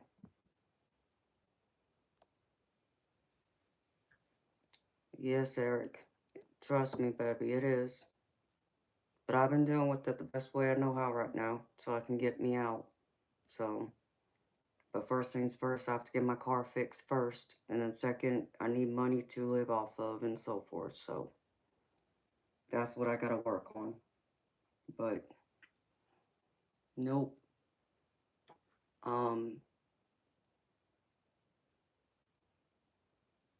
He never thought, and he flat out told me this. When he hurt me on my 40th birthday, he never thought his actions would cause him to lose me. And that's what he flat out said. He never thought it would cause the damage it's caused. Well, shame on you for taking me for granted then and not appreciating what you had. That's not my fault. I can't change what you did. You know, you lost my heart. What do you want me to say? Because it's like I done told him. You know, I have love for him, but I'm not in love with him anymore. And I haven't been for some years now.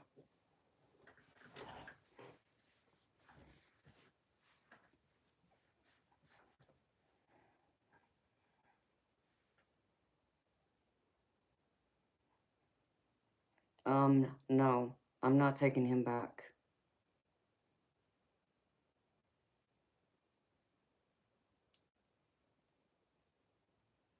I spent my 40th birthday by myself because he felt everyone else was more important than his wife. That's what happened. He didn't care. He didn't care that I was here by myself. He didn't care that, I was hurt. He didn't do nothing like that. He broke his word to me.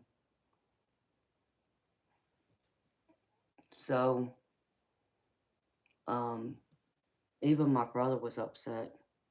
So, My brother actually came over here that night with his wife and my niece and nephew to see me for my birthday and brought me a birthday cake and all that. And that helped, but no, the person who should have definitely been here is him, but he wasn't. So he put his family before me, and that's uncalled for. That's the one day he should have been here.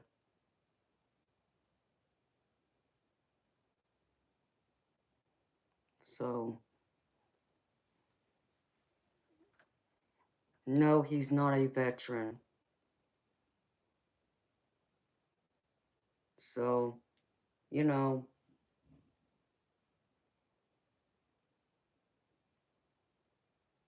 he promised me one thing and he broke his promise. You don't break your promises to me. It's just that simple. You give me your word, I expect you to keep it. So, that's the other part of it. He should have been here. And he knows it. So, it is what it is. And he's put me last ever since then.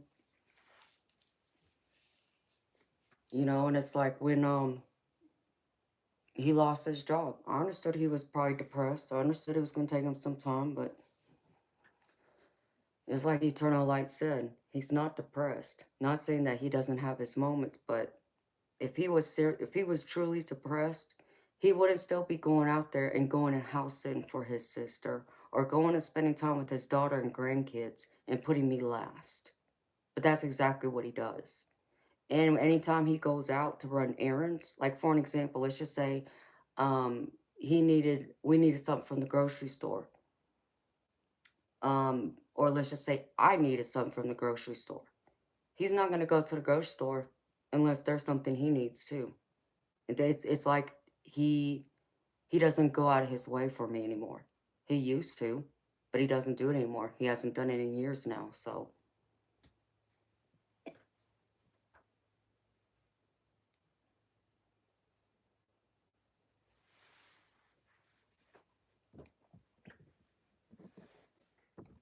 Thank you, Eric. That's right. You don't dish your wife on her birthday, but he did. So.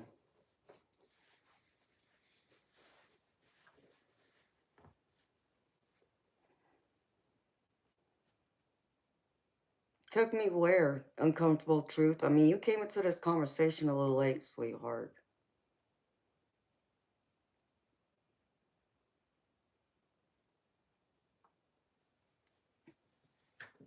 I mean, just the fact that even after he did that year, he still won't, own up that he messed up. Except for the one song he dedicated to me that pretty much says a lot of it. And that is When I Was Your Man by Bruno Mars.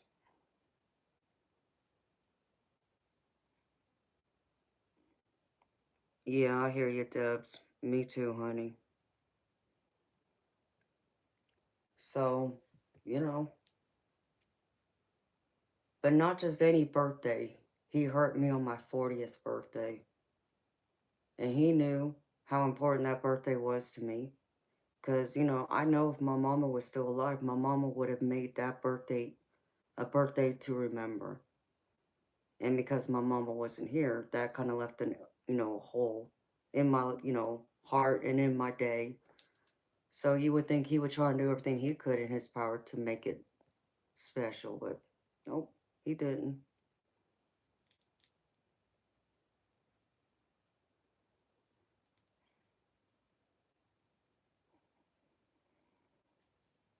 So I'm not at top of his heart anymore. And it doesn't matter what he says to me. His actions always still speak it to me. And it's so funny because he'll try and convince you that he treats me like a princess. But even my own baby brother will sit there and say he used to.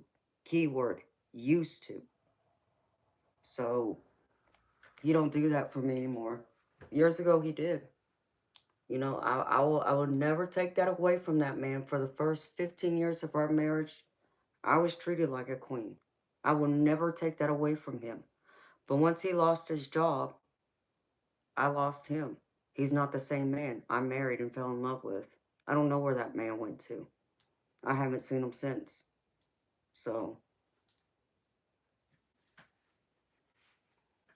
and it's just the fact that he doesn't come to that understanding.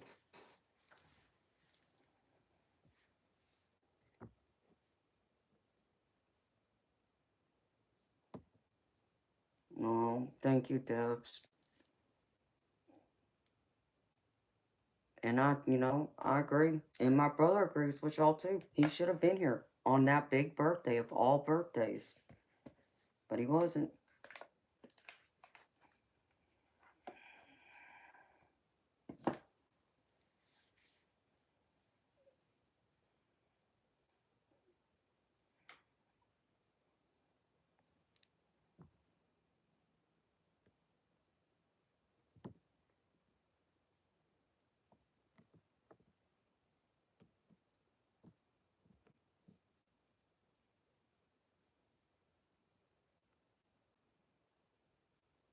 Yep. Thank you, Diane. And you're right. And so is eternal light.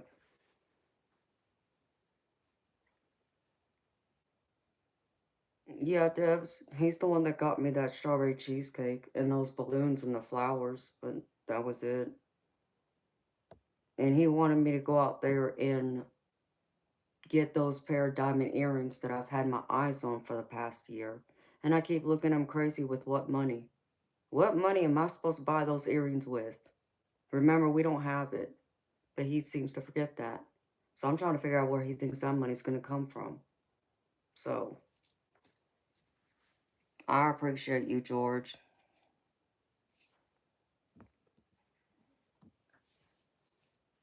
Yes, Eric, she was in here earlier, sweetheart.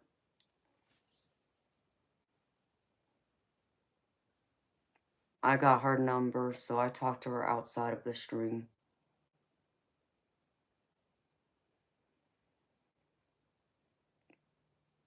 Much love to you too, George. That too. And that's what I keep saying. It's not like this has only come up like in the past couple months. This has been years in the making. So it was not overnight. This has been years. If you want to go back to 2018 when he lost his job, that's how far this goes.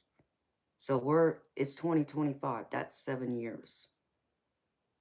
So 7 years is a long time for me to stick around, waiting for a man to change, waiting for a man to keep his word and do what he promised my daddy he would do, but he hasn't done. So I can't wait anymore. And I'm not going to sit around and waste my life away that way. I refuse. I deserve better. I deserve so much better than this. And I want so much more than what he's willing to give me. I'm not settling. I refuse. My parents didn't raise me to settle like this. They raised me to have more and to want more and expect more. So, and that's what my brother keeps telling me too. My brother keeps saying, no, daddy would not want you there. He would want you to leave him. I'm telling you right now, daddy would tell you to leave. And my daddy's best friend confirmed that. Your dad would tell you to leave. So, and that's saying a lot.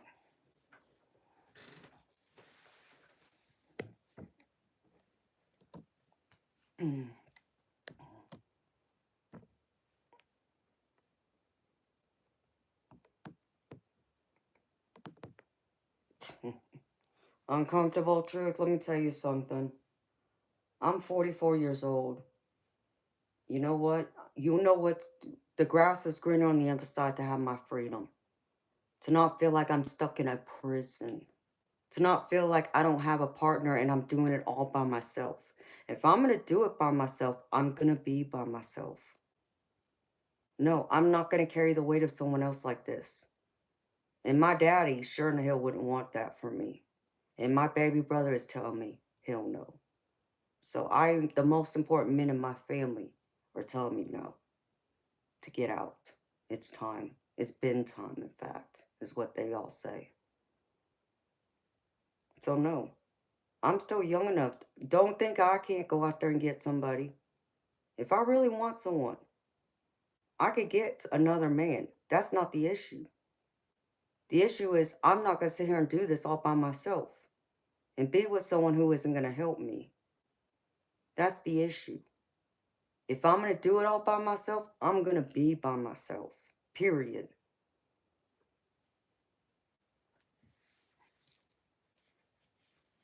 So, that ship has sailed.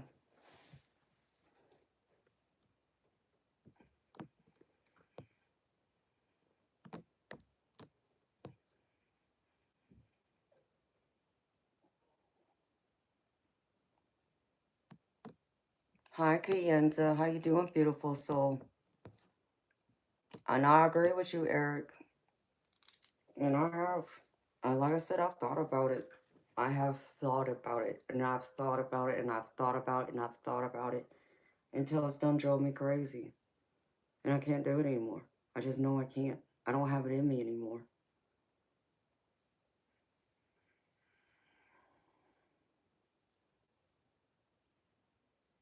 Exactly, Eric. And that's how I feel, you know?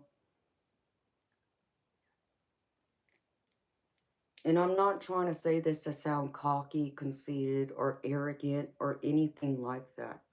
All I'm saying is, if I really want a man, I know I would have no problem finding a man. This I do know. So if it really means that I want a warm body laying next to me still, I would have no problem with that. Now, will they live up to my expectations is a whole completely different ball of wax.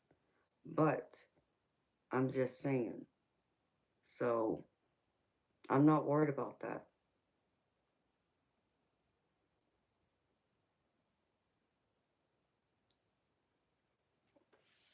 I just know I deserve better. I deserve a man who's going to worship the ground I walk on, like the way he used to, and the way I watched my daddy do that with my mama. You know, worship the ground. You know, like I said, I'll never take away from him. For the first 15 years of our marriage, he treated me like a queen. He did. And I'll never say any differently from that. But when he lost his job, it went the exact opposite. And there was no getting him back. No matter what I did or didn't do, he wasn't coming back. And, you know, what ticks me off even more is I thought I did the right thing by him even then, by not nagging him. It's not like I went to him right away and said, you need to go out there and get another job right now. I wasn't that way. I gave him his space. I gave him the time to grieve, to mourn the loss of his job, because I knew it wasn't just a job for him. He turned it into a career that he gave 34 years of his life to. That I did understand. So I gave him the time. Problem was, he took way too long and he still wouldn't wake up and get up there and get another job. So, and he allowed other things to go undone too. And it's just, no, I can't do that.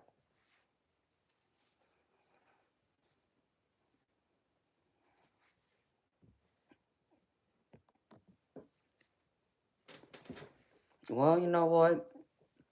You know what? Uncomfortable truth, let me tell you something.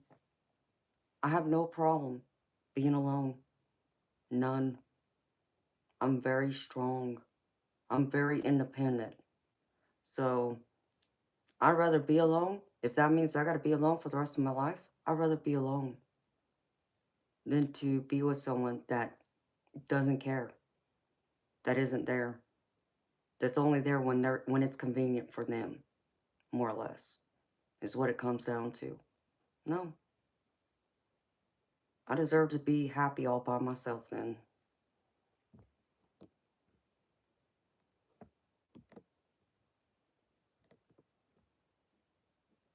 Hi, Brody.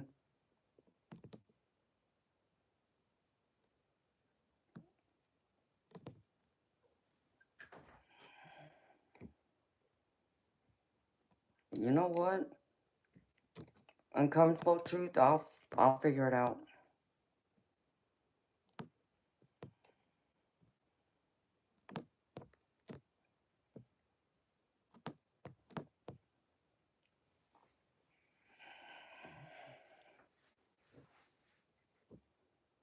Oh, thank you, Stiff Richard.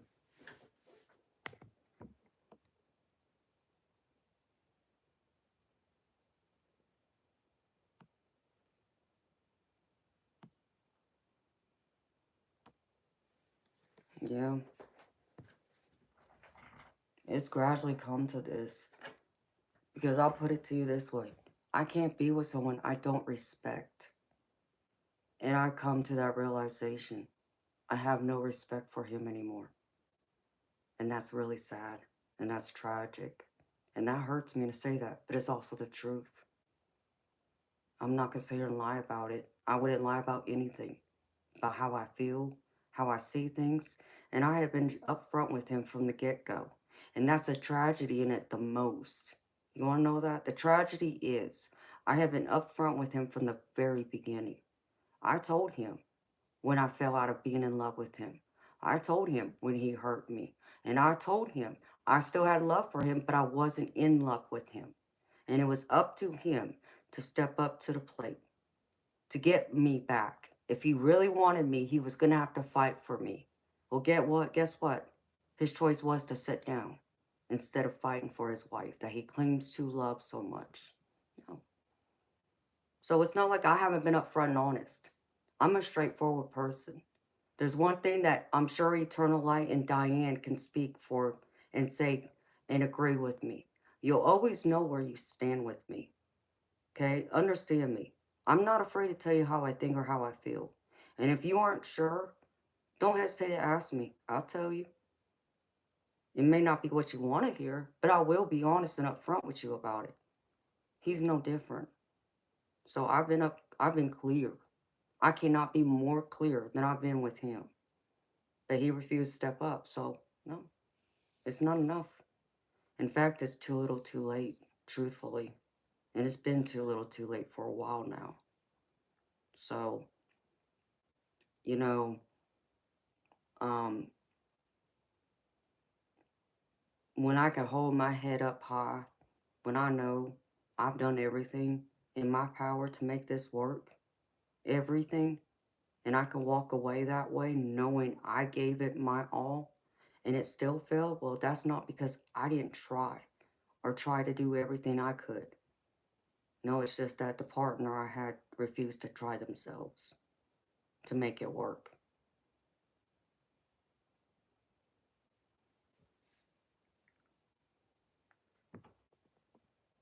Well, thank you, Uncomfortable Truth.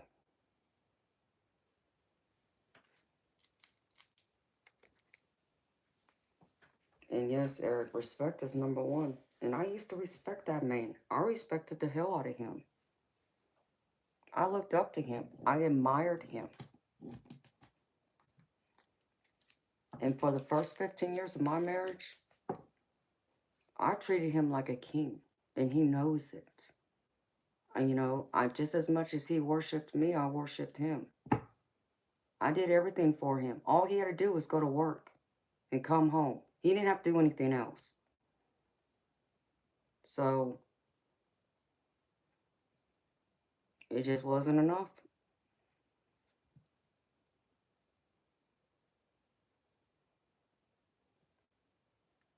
Hello, Deshaun. How you doing, baby? Exactly, Eric. I don't chase people. And I'm not going to chase after someone who doesn't want to, chase me in essence. Being the man, yes, but it's more than that. I'm, you know, I'm supposed to be the love of his life. That's what he told me. Okay, well, the way he's been treating me the last several years does not speak love of life. Understand me. So, where did that go? And love of life would not have left me here to spend my 40th birthday by myself. He would not have put his family before me, of all days, that day. But he did. And he broke his word to me. So, no, I can't change that. Those are the consequences of his decisions that he chose to make. So, he's going to have to lay in that mess he made now. That's all I can say to you. And, I've done all I could. I'm not saying I'm perfect. I'm not saying I could have handled certain things differently, but I would not have done to him what he did to me either. I surely would not have done that. And because I've even put him before my own family. And, and if a man really loves someone, it's just like how my daddy would say, and my brother would say, the fact is that even after we were forced to sell our home, you would think he would step up to the plate and do everything in his power to help me pack this house up, right? Wrong. He didn't. He sat around for the first month. I packed up 2/3 of that house by myself. Okay? And instead of going and spending time with my brother and seeing my nieces and my nephews, I ended up staying home to pack. Guess what he did? Oh, yeah, you bet your sweet behind he went and saw his daughter and his grandkids. So, no, a man does not do that. His priority was to me in this house, not to anyone else. This house comes first, but he didn't choose that. So, no, why should I choose him?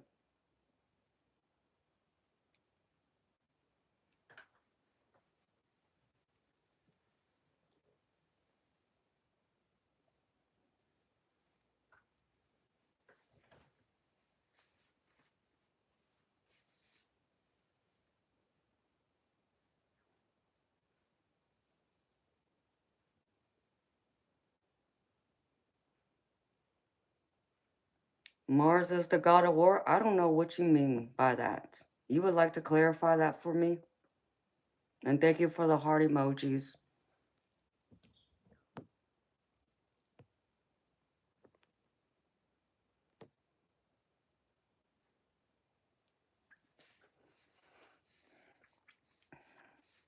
Jimmy Dean, you need some advice about what, sweetheart? If you're looking for a reading, honey, my readings are $30 US.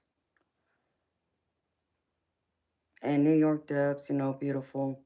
I can relate to you. And you know that, sweetheart. And my heart hurts for you just as much as it hurts for myself.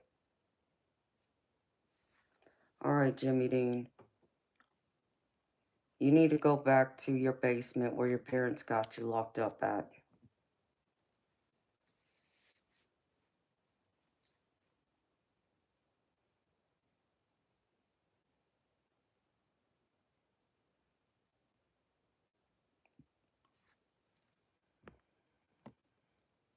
Well, that's great news, Darby. That's awesome, sweetheart. I want to say congratulations to you. And I genuinely mean congratulations to you, beautiful. I was just waiting for you to get some type of news that it's looking good.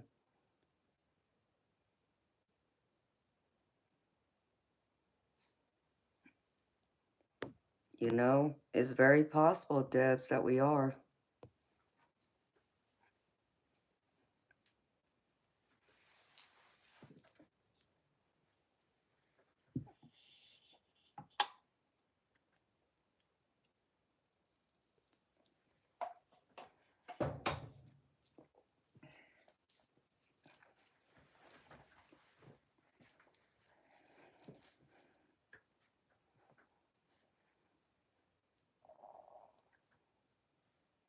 I absolutely agree, Darby.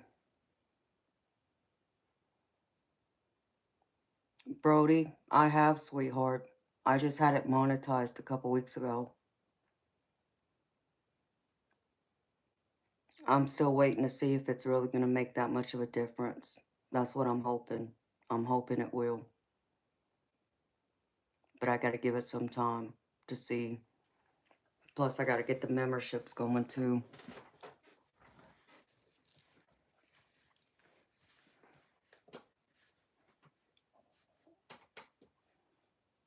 No, I'm sorry, Darby.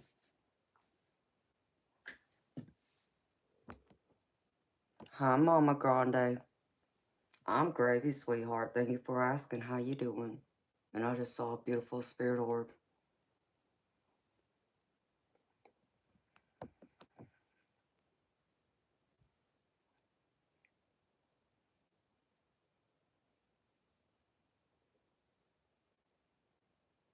And thank you for the heart emojis, whoever's doing that.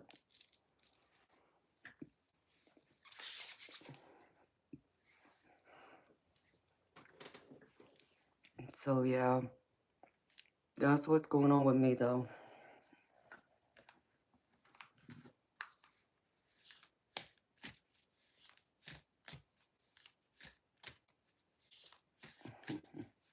Oh, thank you, Brody.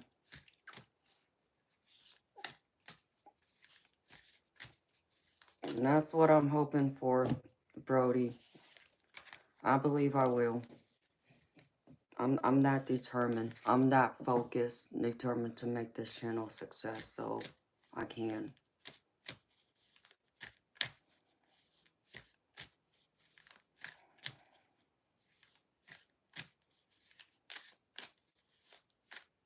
I know it's scary for you, Darby. You just gotta be positive, honey.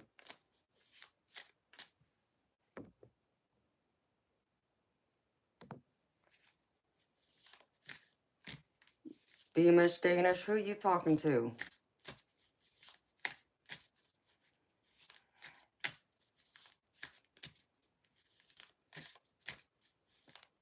I know you ain't telling me to send you no $2,000. More like you send me $2,000. Because that's exactly what I need to fix my freaking car.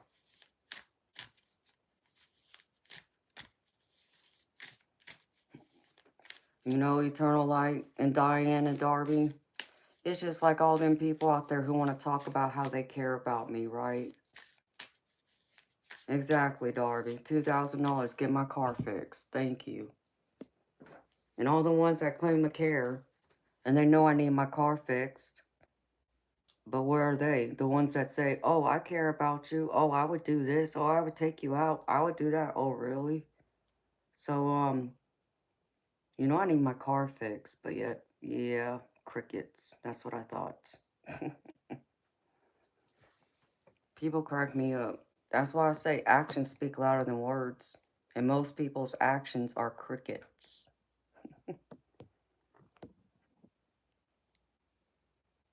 Oh no, Darby. Exactly. That's exactly it, Bob. Right there, baby. People crack me up. They want to sit there and talk about, yeah, they care and they appreciate me and this and that. But when it comes to that, they don't care. Not enough. So, but, you know, it is what it is.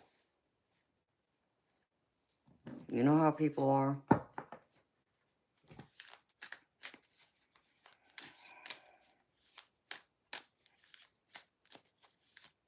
Yeah, because they won't, Bob, they won't touch my car until I get the parts to them.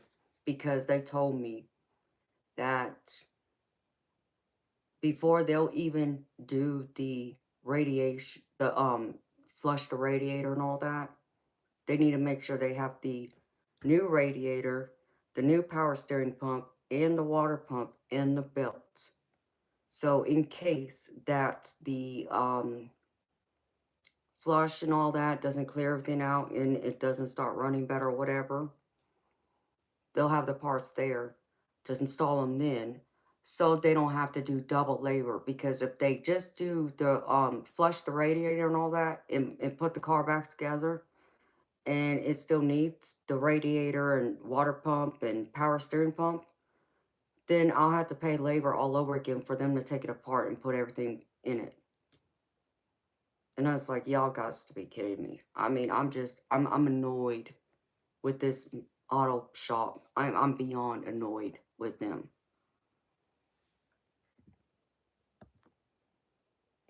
Darby. All right, girlfriend, I'll let you know, honey.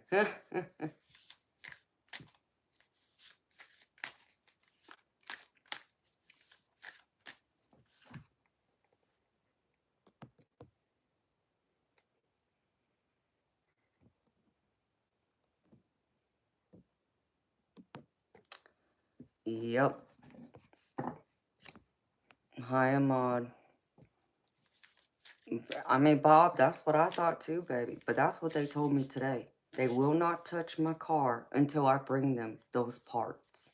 So that way, if they have to still replace the radiator and all that, they'll have the parts so they don't have to charge me double labor.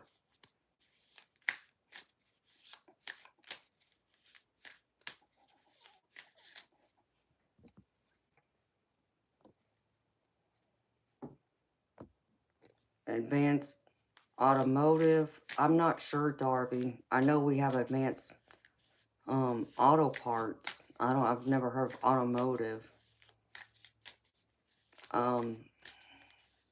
Someone else though has already gotten me uh the parts for cheaper than what this place was gonna charge me because they work for one of the parts companies. So I just have to go and get the parts now. But I just think it's a load of crap. It just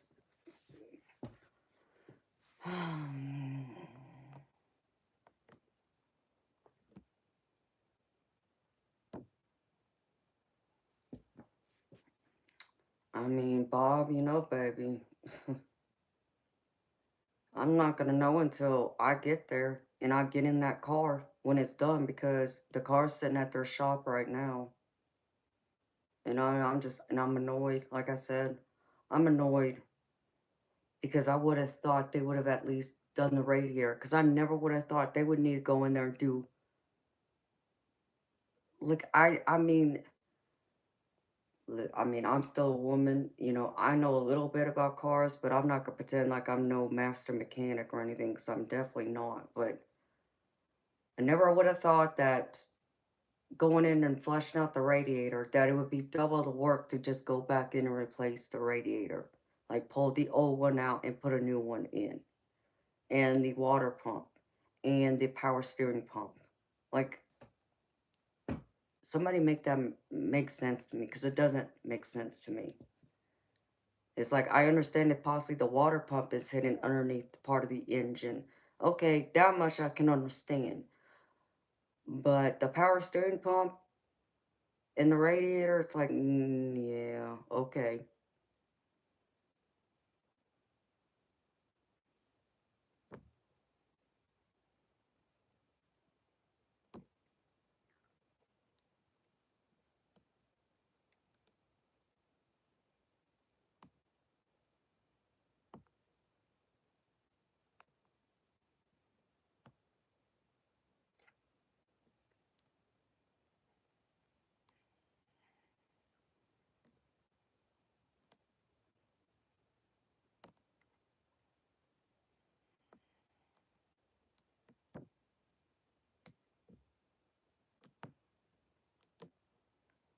Yes, Debs, I gotta buy the parts, honey.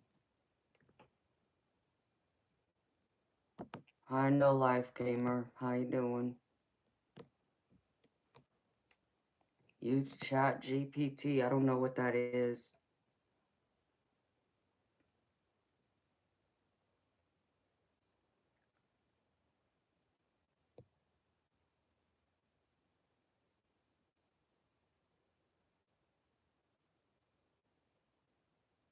Oh, Darby.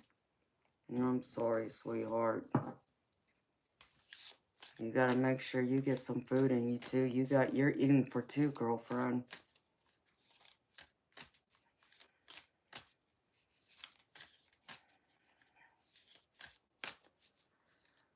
I mean, I thought so, Bob, but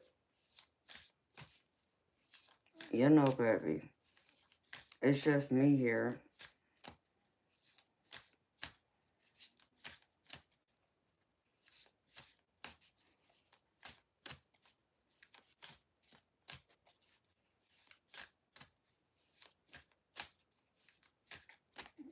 I just don't know where else to take it to, Bob, because I'm out in the sticks. I'm in an area I don't know.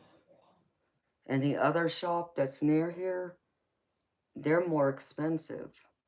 Can you imagine that? They're more expensive than where my car's sitting right now. And the dealerships won't touch my car because it's outdated. because of the age of the car, because GM doesn't make the parts for my car anymore.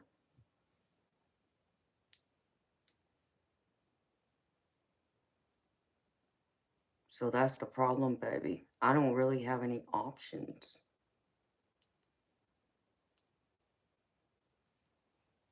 Otherwise, I would have gladly taken it to the dealership because that's what I wanted to do. I wanted to take it back to the dealership I bought it from because that's who's always worked on my car.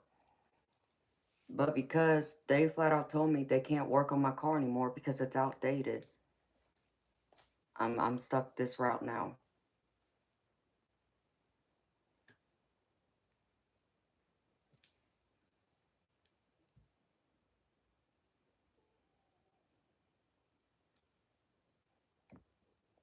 No, thank you, KB. Yeah, Bob, I mean, I know it has a computer in it.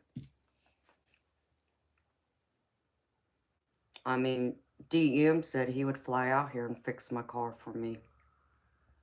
Now I would hate to have to ask him to do that, but he's offered to come out here and fix my car for me, just so I wouldn't have to spend the money and take it somewhere, but I, you know,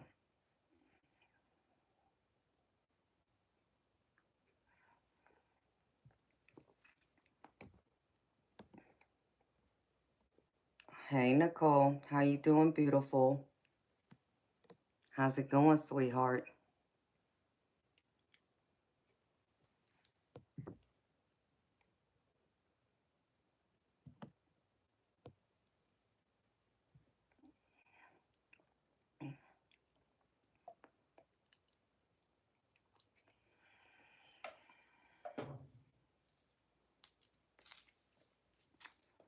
I'm not sure about that. Coming from California to here, last I checked air flights, it was around $500.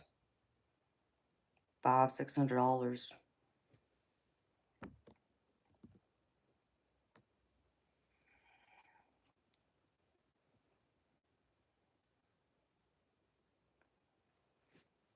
Yep, Darby and mine's a 2002.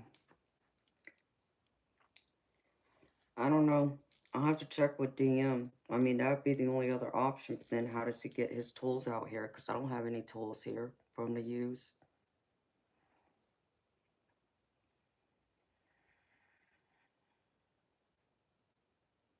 If he starts walking now.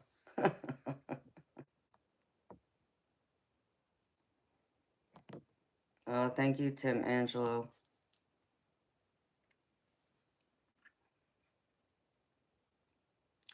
It's a 2002 Z28 Camaro.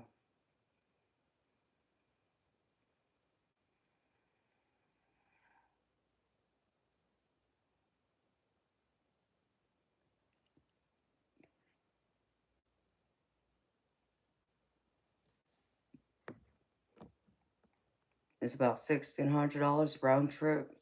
Whew, that's a lot.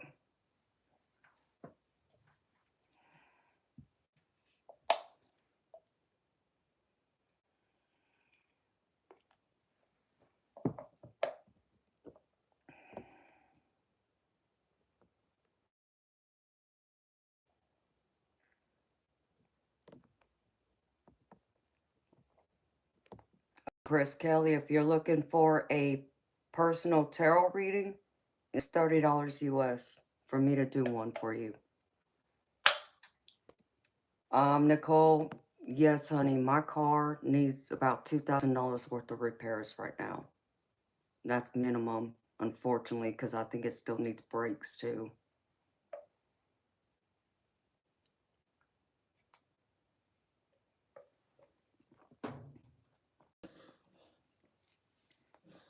And no, I'm not looking for a new car. I can afford a new car. Not that I would get one because this car has sentimental value to me.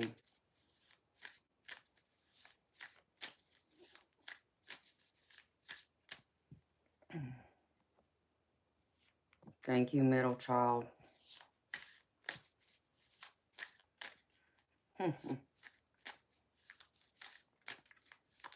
Tim Angelo, this is a psychic tarot channel where I do personal tarot readings and I share my personal psychic experiences and paranormal experiences.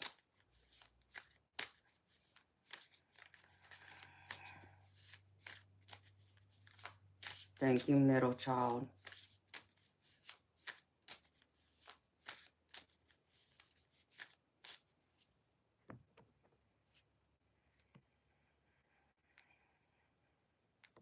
That's very sweet, honey.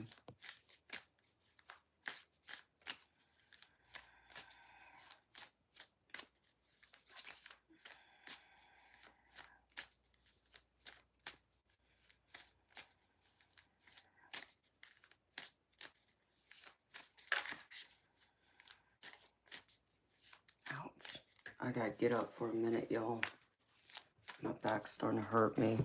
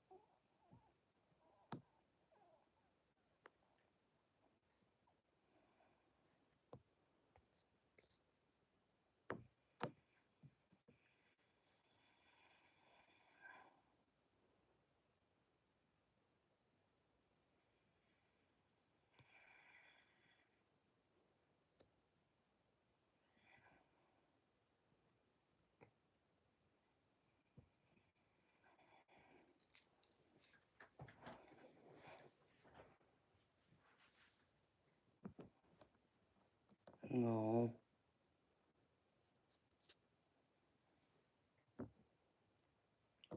Hey, Jedi. How you doing, sweetheart?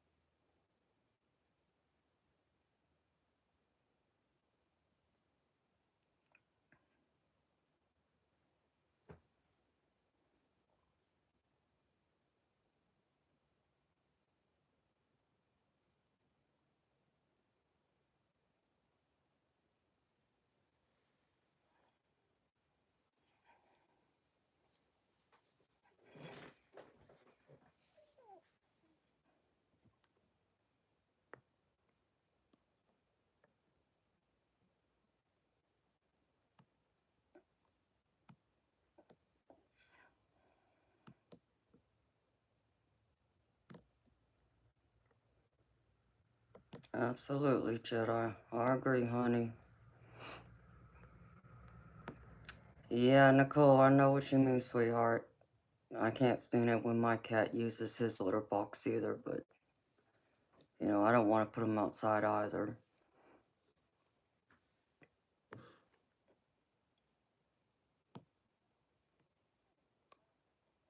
Angelique, my readings are $30 US, sweetheart.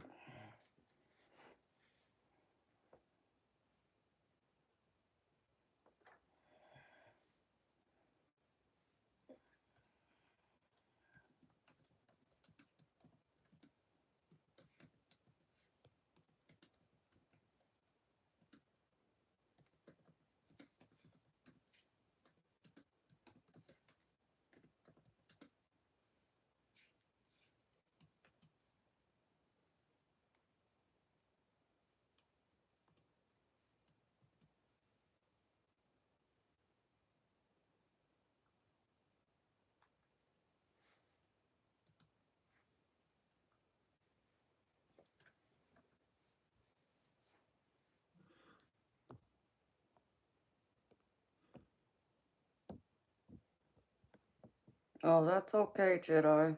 I got people in here from all around the globe, sweetheart. I know it's hard to kind of decipher what time zones are what. I can only tell you what my time zone is.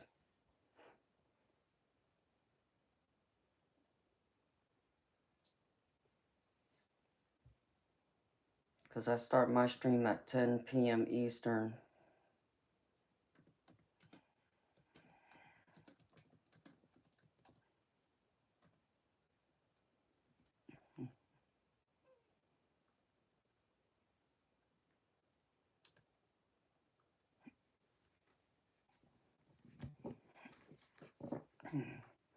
So I can't even tell people what their time zone would be compared to mine from the time when my stream starts.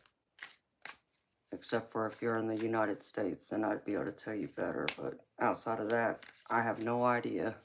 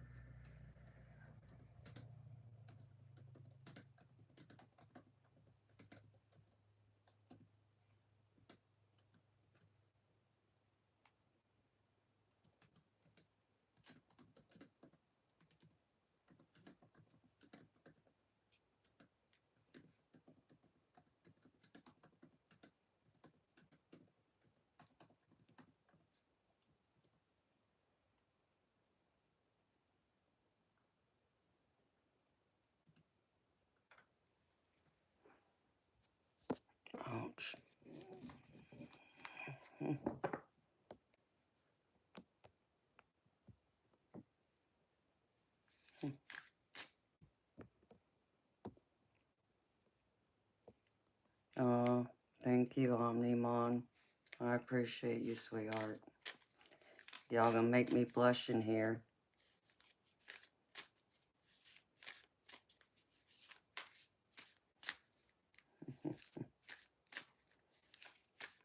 I know, Bob, y'all's time difference has me all confused, baby.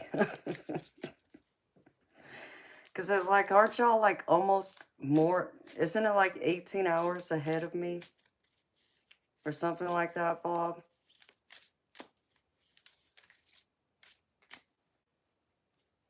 Because it's like y'all are in my future.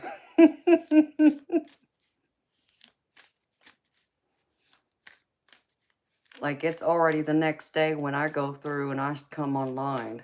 It's already the following day for y'all. 14. Okay, so if I come on at 10 p.m., so pretty much y'all come on, it would be noon your time when I come online the following day. That gets me all messed up.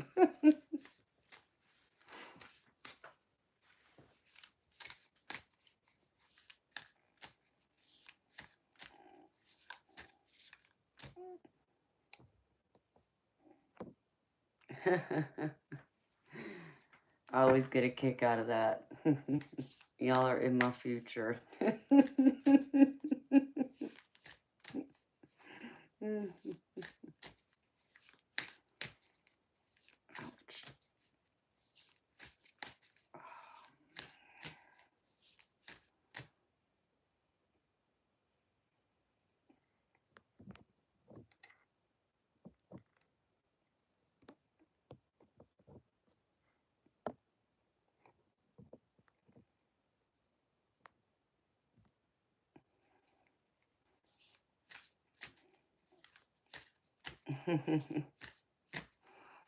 That's why it's never a problem to stay on until I go to bed. Yeah, that makes sense.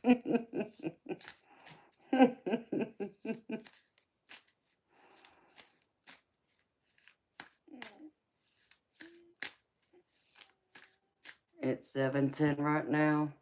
Yeah. Well, thank you for being here, Jedi. Appreciate you, sweetheart. You know, I'll be back at the same time. I'll be back at 10 p.m. Eastern, my time. But I guess that makes it like noon your time.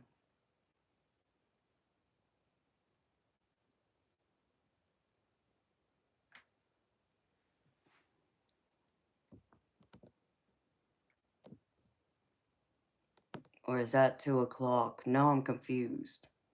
Bob, if it's 5:15 for you, baby, and it's 7:10 for Jedi, that means they're 16 hours ahead of me then.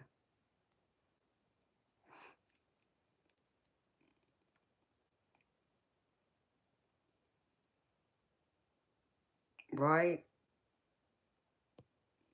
Okay, I'm just making sure. So you're 14 hours, and New Zealand is 16 hours ahead of me. Okay. I can remember Australia. I can remember your time. Because I know I got a few people in here from Australia.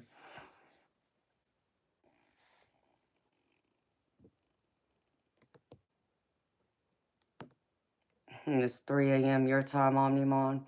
That's what time it is for me too, baby. It's 3:15 my time right now.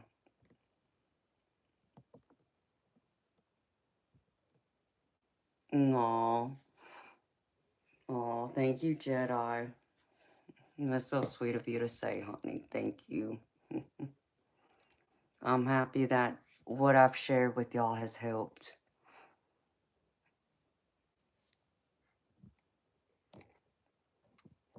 Yeah, you wish that's what I had.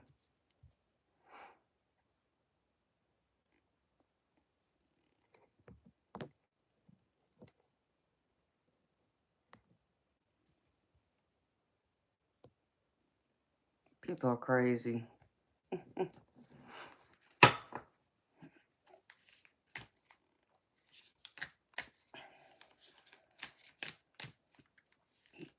Well, knowing it's 3:15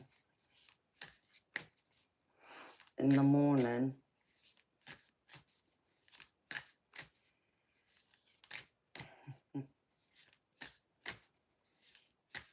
I reckon I can save this for tonight instead, since everybody's pretty much already gone.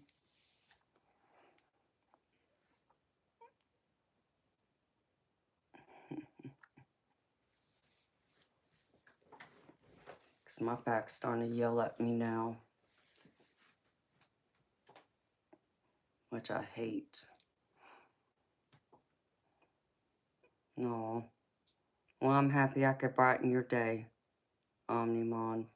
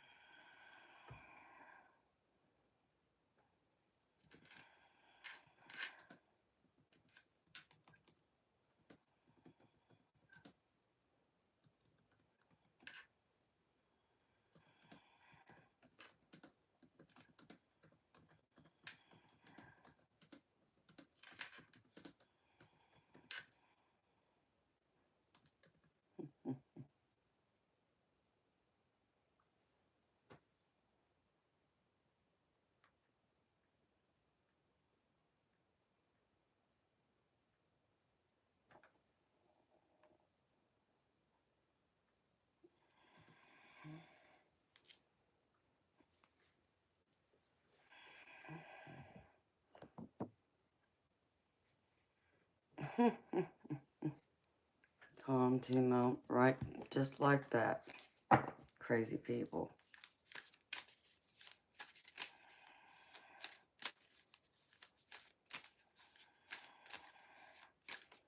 Okay.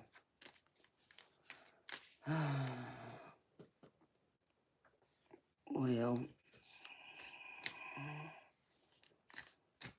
do I ever give myself a reading?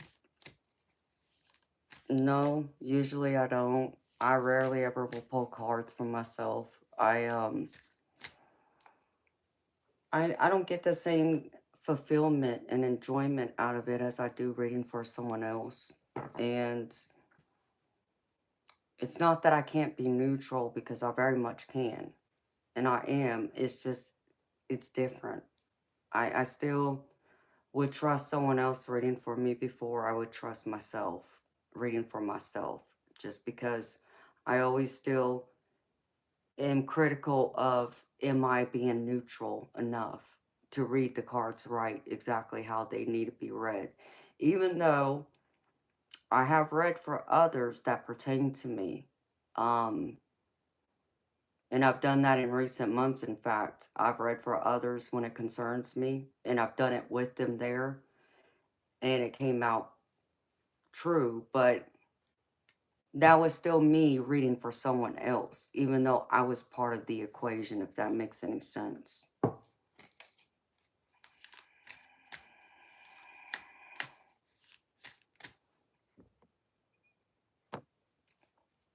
Yes, Bob. And I'm waiting for that one person that stands out to me, that spirit tells me that they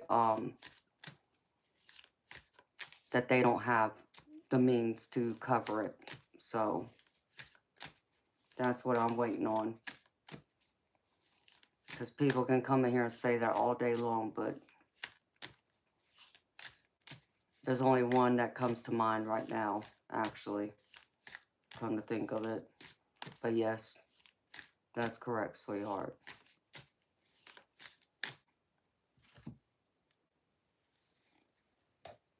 Oh, man.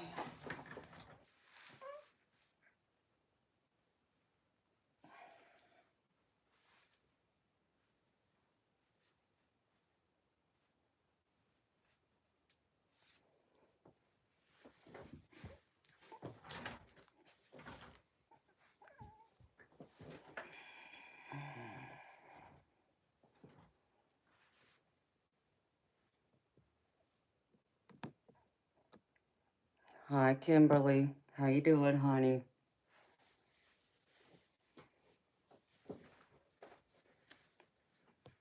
Yeah. I've been on the lookout, baby. I mean, I do have someone in mind. I'm gonna have to wait for a different night to do it for them, though, if they'll accept it. And I got 2 others to do. I might, do one where, we played that little game that I've done before in the past. But I might wait till the weekend to do that, so. But yes. And that's so sweet of you, baby. It truly is. It's so very generous of you. So, and thank you for doing that.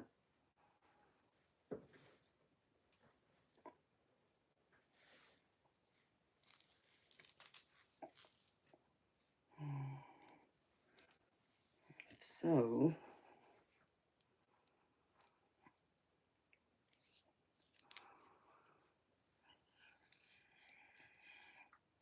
well, my beautiful people, I think it's time to call it a night. Maybe tonight, Thursday night, we can do the whole thing night instead.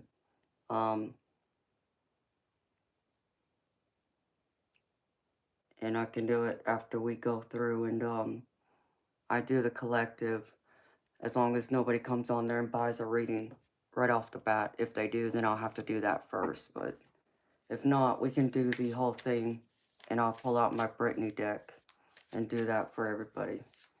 Does that sound good? We can save it for Thursday night stream when I come back. Oh, same to you, Debs. So I'm wishing y'all beautiful, wonderful, sweet dreams and a wonderful, beautiful day today. And I look forward to seeing y'all here. Back here again tonight at 10 p.m. Eastern, my time. 7 p.m. Pacific Standard Time. And y'all's in another country, y'all know what time that is. I know y'all be here. I can't wait to see y'all back here tonight. So I would stay on a little bit longer, but my back's starting to scream at me. So I'm wishing y'all a beautiful day, beautiful people. Until then, good night.